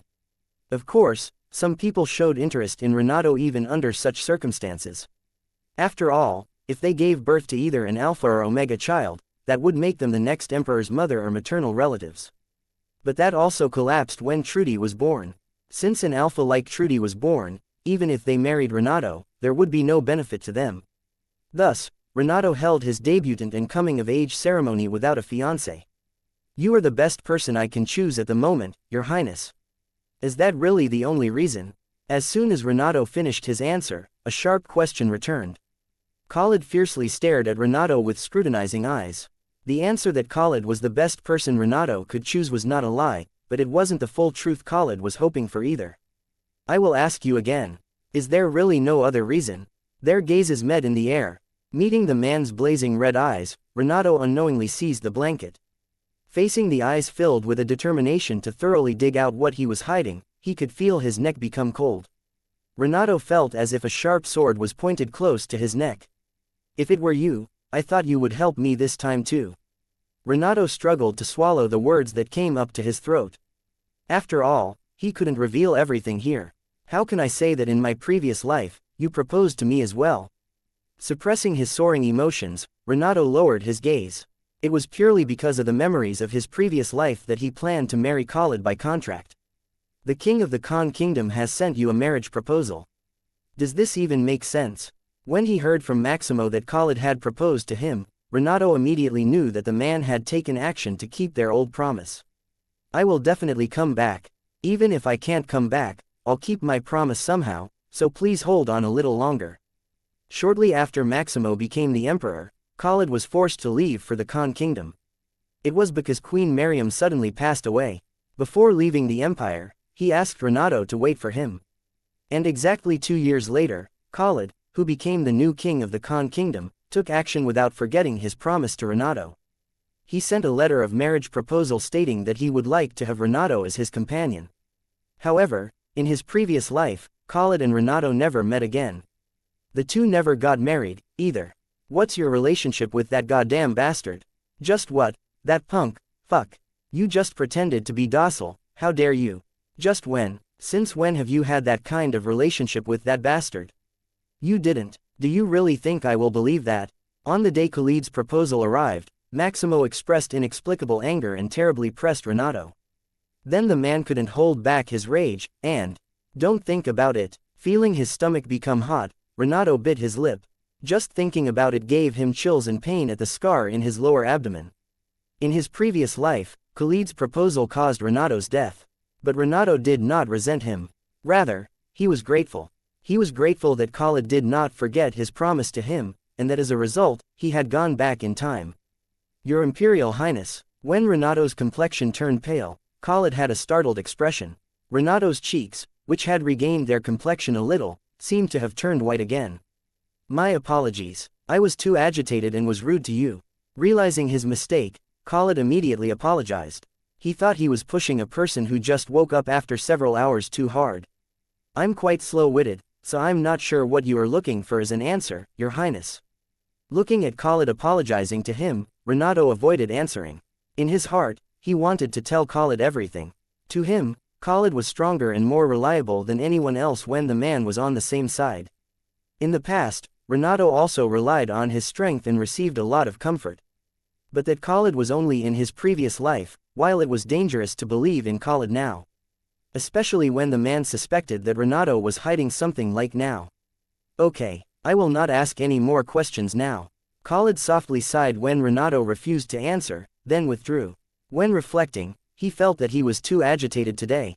He also had this thought before, but it was strangely difficult for him to maintain his composure whenever there was a matter involving Renato. Now that this story is over, I have something I want to tell you about your scar, Your Imperial Highness. When the talk about the scar came out, Renato's eyes slightly trembled. The hand that had been stroking his scar a while ago and the strange ticklish sensation rushed to his mind, making his waist stiffen. Renato looked at Khalid with eyes full of vigilance. It's just a scar. The big problem is hiding it. Since you said, you seem to be unaware of your condition, Your Imperial Highness. Then again, it must be the reason why something like that happened today. Chapter 39. What do you mean? Renato's expression stiffened when seeing Khalid saying as if his fainting had a specific cause. Khalid immediately asked back, perhaps because he had been waiting. Have you ever heard of trauma?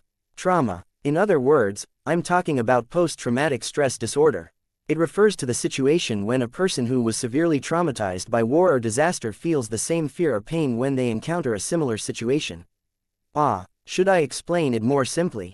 A person who almost died from drowning will never be able to swim again, or a person who was nearly stabbed to death by a sword will hyperventilate just by looking at a sharp object. These are typical symptoms of trauma. Renato's pale violet-colored eyes shook because of Khalid's explanation. Renato seemed to understand why the man was saying that to him. So, Khalid meant that. Are you saying I have post-traumatic stress disorder? If I put together what I have felt after seeing you and what I have heard from Dame Luna today, that seems to be the case, Your Imperial Highness. Perhaps that scar was the cause. Khalid's gaze went down. Realizing where he was looking, Renato reflexively shrank his waist. With just the man's gaze, subtle heat rose from his scar. It was a strange feeling, different from the pain that normally tormented Renato. With those symptoms, you must have noticed as well, Your Imperial Highness. Have you ever felt that your condition was strange lately? A little bit, but today was the first time I fainted. Considering what happened today, such symptoms happen when you see a sword or blood, right? Your body trembles, or, conversely, hardens, you will probably find it difficult to breathe. And when I look at you earlier, I feel like you had phantom pain as well. How? Renato couldn't deny any of Khalid's examples. All of them were things he had experienced. The pain from the scar that came up every moment, the tremors that could not be controlled, and other symptoms all occurred after he returned to the past. So he thought it was the aftereffects of regression. But was it because of trauma, not aftereffects? Renato bit his lower lip with a confused expression. Khalid didn't know this, but besides seeing a sword or blood, there were other times when he panicked as well. It was when he met Maximo. Perhaps that man is the cause of the trauma. Renato's face darkened when he thought of Maximo. Just thinking about the man made him feel a tingling, aching sensation near his scar. So unable to continue his words, Renato closed his mouth. If it was made certain that he was having a trauma, his plans for the future might be disrupted.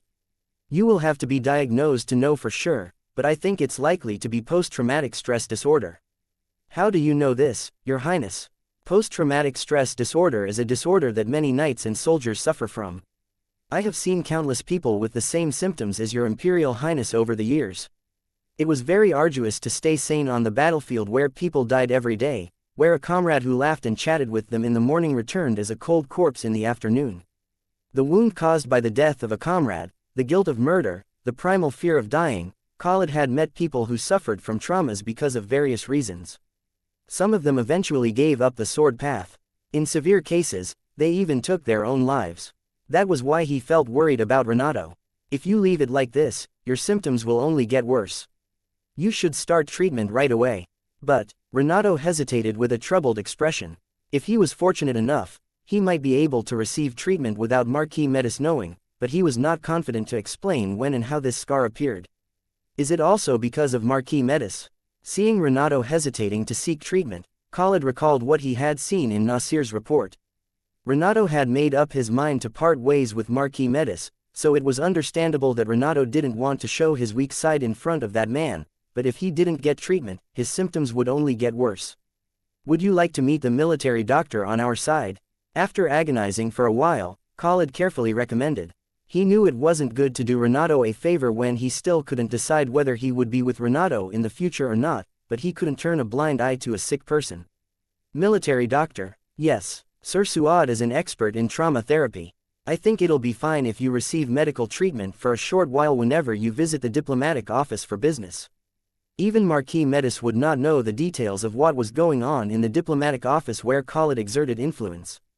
Khalid was confident that if Renato wanted to, he could get treatment without even his closest aides like Luna and Louis knowing. You don't have to worry about words leaking out. It would be great if I could get treatment, but why are you doing this kind of favor? Renato asked with a confused expression. He knew Khalid was a kind person, but the goodwill he was showing now was excessive. I'm not sure, I guess it's because I'm worried about the health of someone who might be my companion in the future. Khalid muffled his words for a moment, then playfully responded. Truthfully, he himself didn't even understand why he cared so much about Renato. But one thing was certain, he would continue to be swayed by Renato in the future. His intuition, which was much stronger than others, was shouting like that to him. So please answer me. Khalid leaned his body towards Renato. His hand once again accurately touched the scar hidden under the shirt. The sudden touch made Renato gasp. Who made this scar? Khalid lightly rubbed the scar at his fingertips and asked in a quiet tone. Then, he recalled the scar he had seen a few hours ago. The new skin that grew on Renato's pure white skin without blemishes was definitely caused by a stab wound. Moreover, the shape of the scar was also unusual. It was clear that the person who wounded Renato wasn't just any random person, but someone who had used the sword quite a bit. If this scar remained even with the unique healing power of the imperial family, it would have been so serious to the point of endangering Renato's life. The more he thought about the culprit who wounded Renato, the angrier he strangely became. He applied more force to the scar at his fingertips. What will you do if you know? Letting out a short groan, Renato grabbed Khalid's hand on his waist. He bit his lip, desperately holding back the groans that were about to come out of his mouth. Because a madman that stabbed an imperial family member with a sword should be punished, am I wrong? Or is that person already dead? Khalid took his hand off the scar and pretended not to know. In fact, he had some guesses as to who the culprit was. There was only one person who had made Renato show strange reactions so far. Maximo Florence. Khalid slightly frowned, remembering their meeting at the welcome banquet. Back then, Renato had the reactions of a typical assault victim. My scar has nothing to do with you, Your Highness. Maybe it will have something to do with me in the future.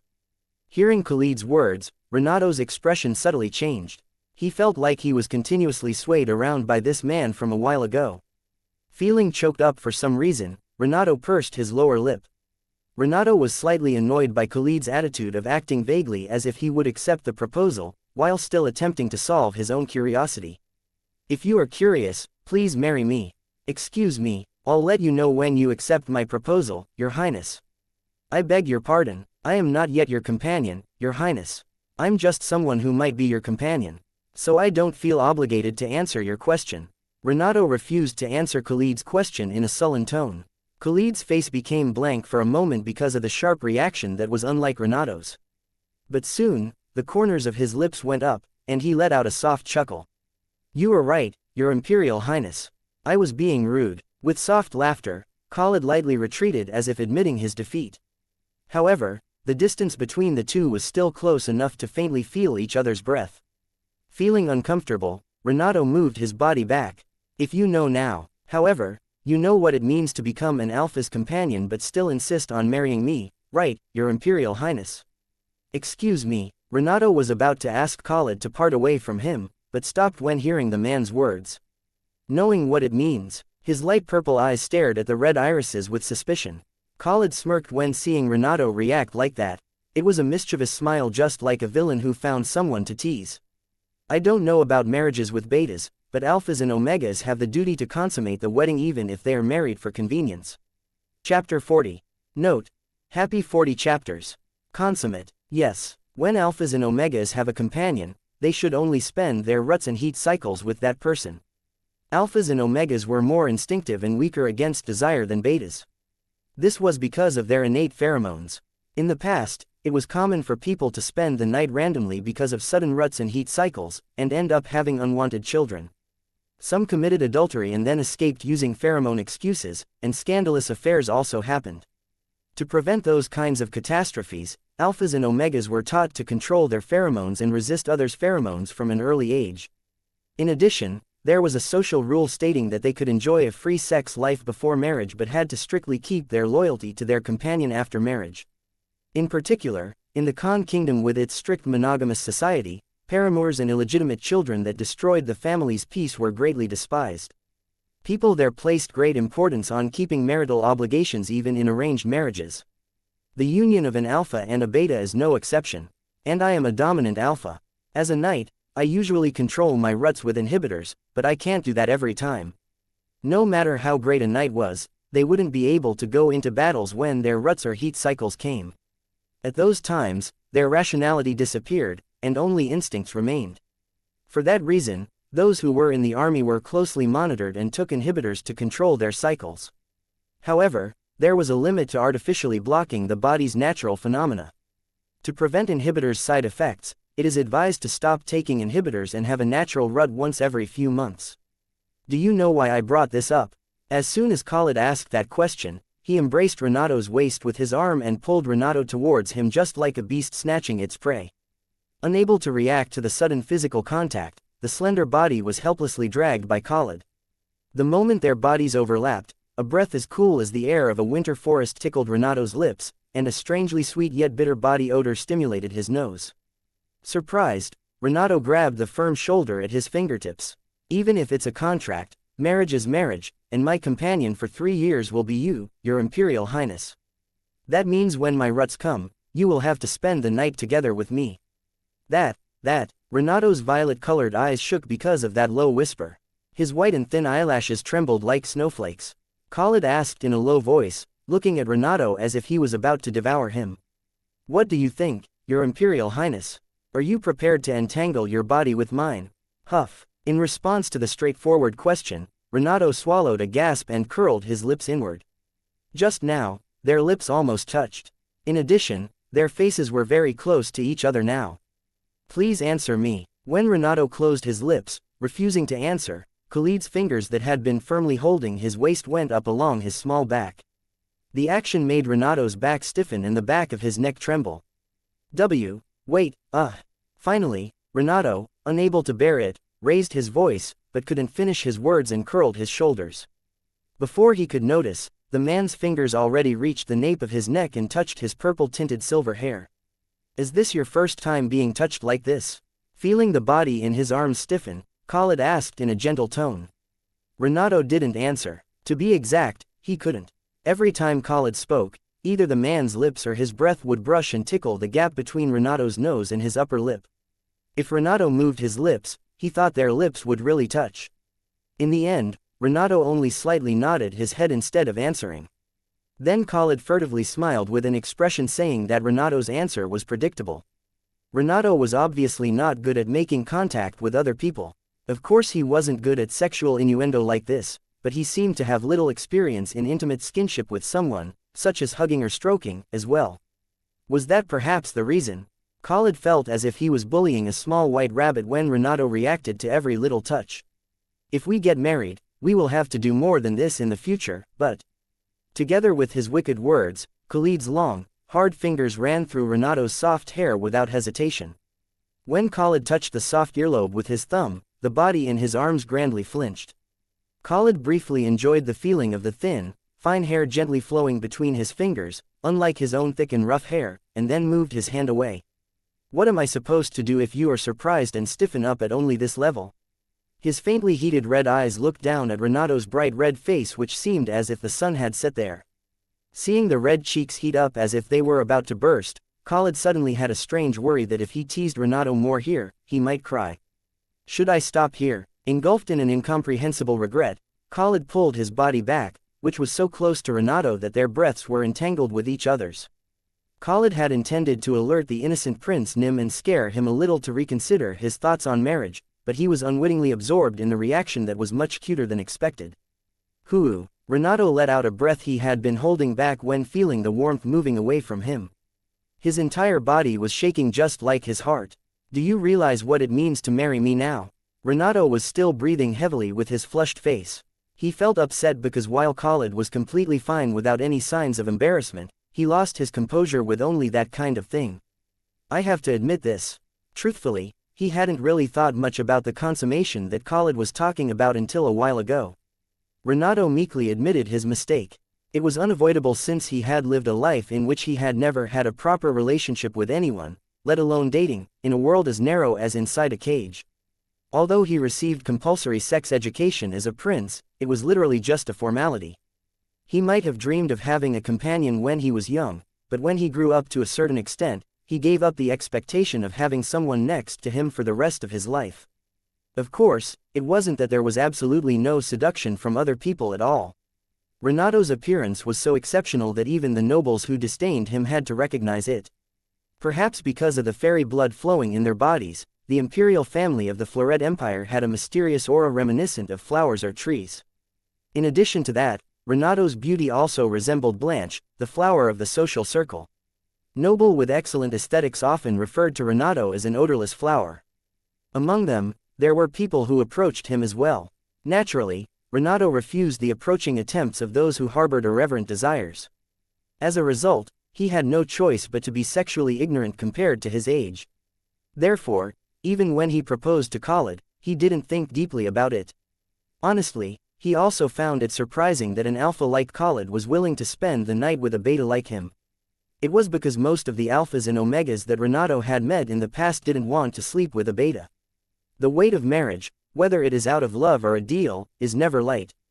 I hope you will take this into consideration as well, Your Imperial Highness. I can do it.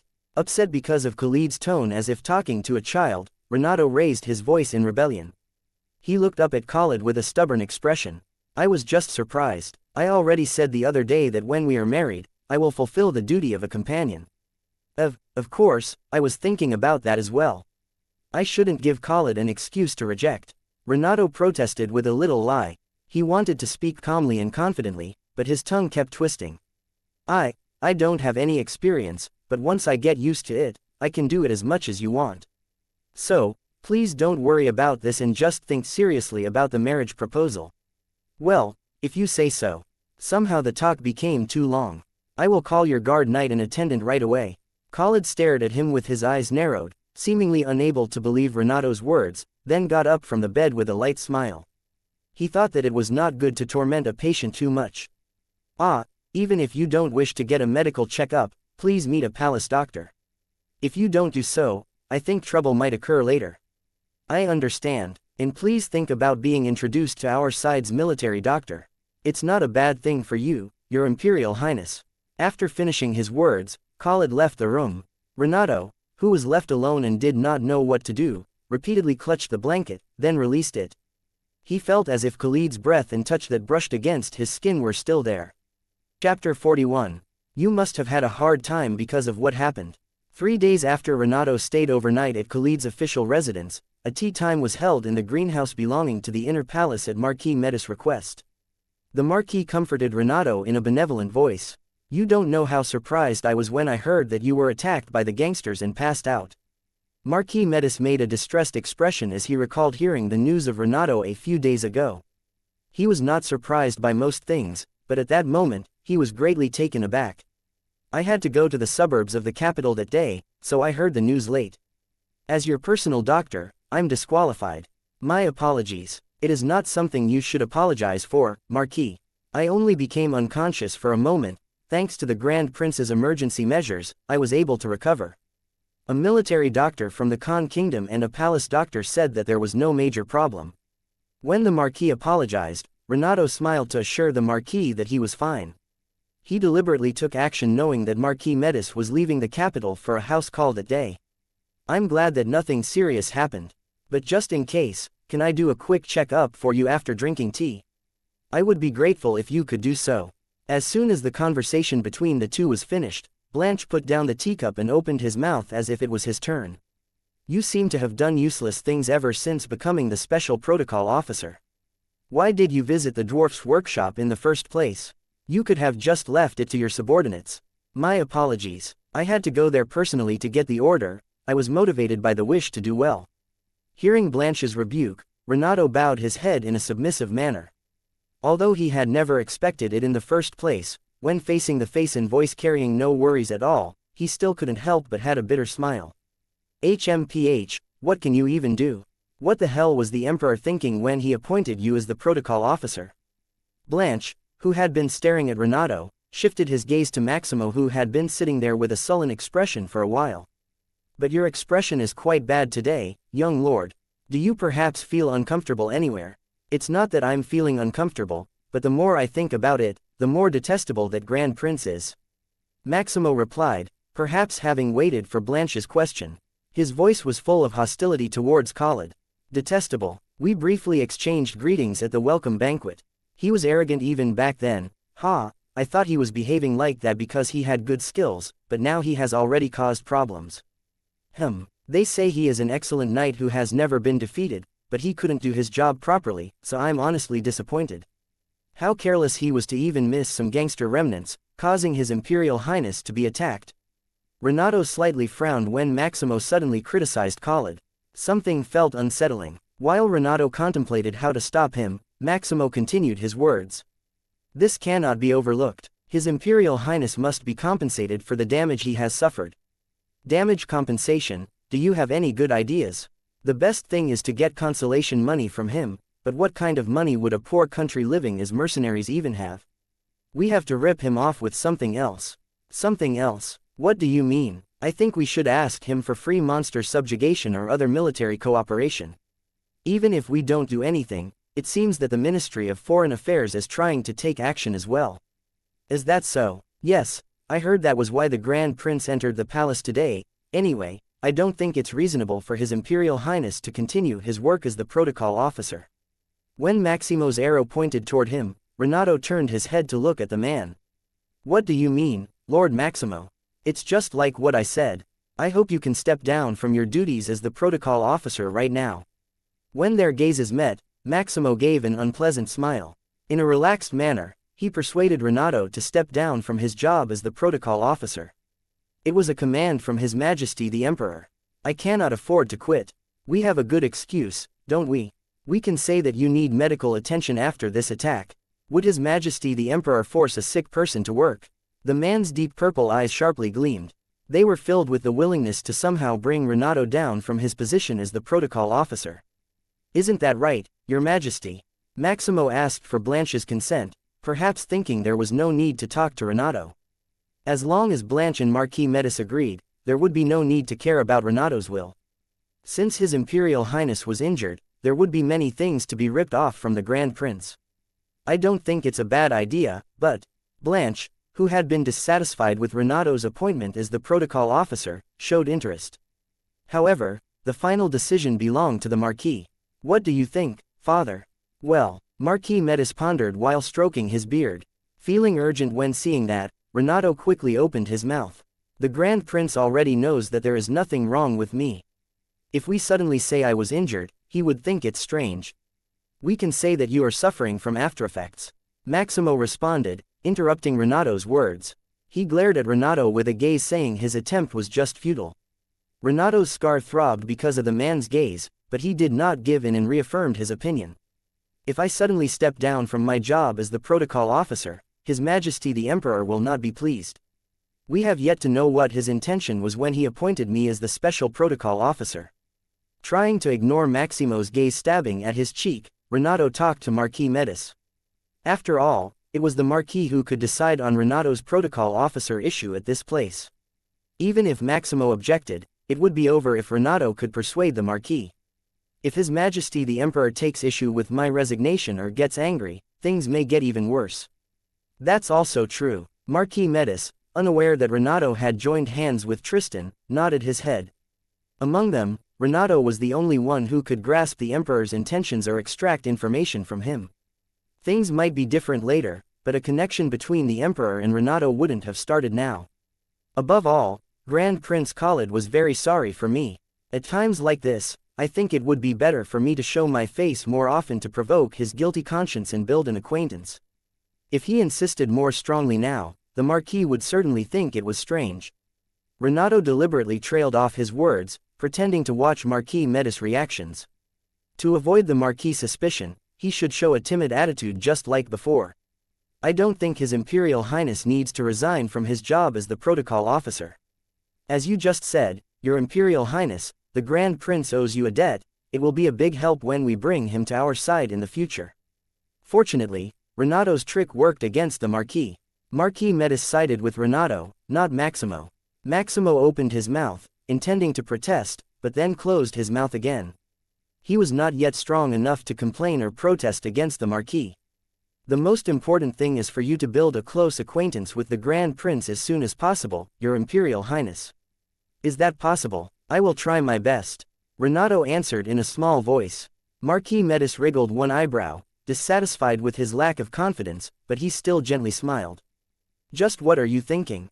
As he came out of the greenhouse, Renato stopped when hearing a voice calling him. Maximo, who had been waiting for Renato to come out of the entrance, approached him with a huff. "That's what I should be asking." Renato gave strength to his toes and raised his head straight. He didn't want to show a frightened appearance in front of Maximo.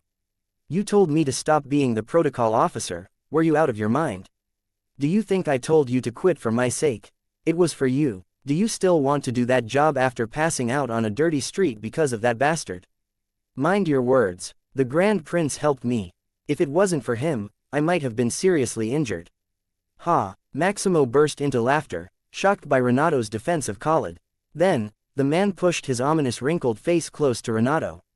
"You're defending that Grand Prince bastard in front of me, right?" Renato's shoulders stiffened, startled by the man's ferocious growl, then he quickly clenched his teeth. It was still tolerable when they were with other people, but whenever he and Maximo faced each other alone, his body stiffened and his heart pounded. Paying attention so that his voice would not tremble, Renato retorted every word with strength. "I'm not defending him, I'm just stating the facts." "Seriously?" Maximo, shocked by Renato's refusal to listen to his words, roared in anger. Then, thinking that they were still outside, he took a deep breath and exhaled. In the future, he would become the emperor, but not yet. Even if Renato was just a powerless prince, if people saw that a duke's son like him yelled at Renato, they would definitely think of his action as an obvious mutiny. In a place where there were a lot of eyes like this, he had to mind his behavior. Chapter 42. Whatever, just tell them that you're going to quit being the protocol officer right now. Don't do anything useless and just resign quietly. What right do you have? What? Maximo, who was threatening Renato with a menacingly distorted face, stopped. He just blinked stupidly, unable to believe what he had heard. When the man looked at him with a blank expression, Renato spat out his words. "I asked who you are to give me orders. What is this punk talking about?" In an instant, Maximo fell into extreme confusion. He felt unfamiliar and weird with Renato, who told him not to give orders. Renato, whom Maximo knew, was never the kind of person who could say such a thing. He was just an idiot who was always scared, a half-wit who couldn't even make eye contact, a blockhead who couldn't even have a simple conversation, let alone talk back like this. That was the image of Renato that Maximo had. He looked at Renato with a puzzled expression. He had known Renato for a long time, but this was the first time he had seen Renato like this. In particular, Renato's eyes were different. There was still fear in the lavender-colored eyes staring straight at Maximo, but there was also a mixture of emotions different from before. It was clear hostility. Seeing the eyes full of hostility toward him, Maximo felt his heart sink. The sense of incongruity he had been feeling recently also grew stronger. "I'm worried about you. You, worried about me?" Renato smirked as if he had heard a funny joke. This was also the first time Maximo saw Renato laugh at his words. Taken aback, Maximo was at a loss for words.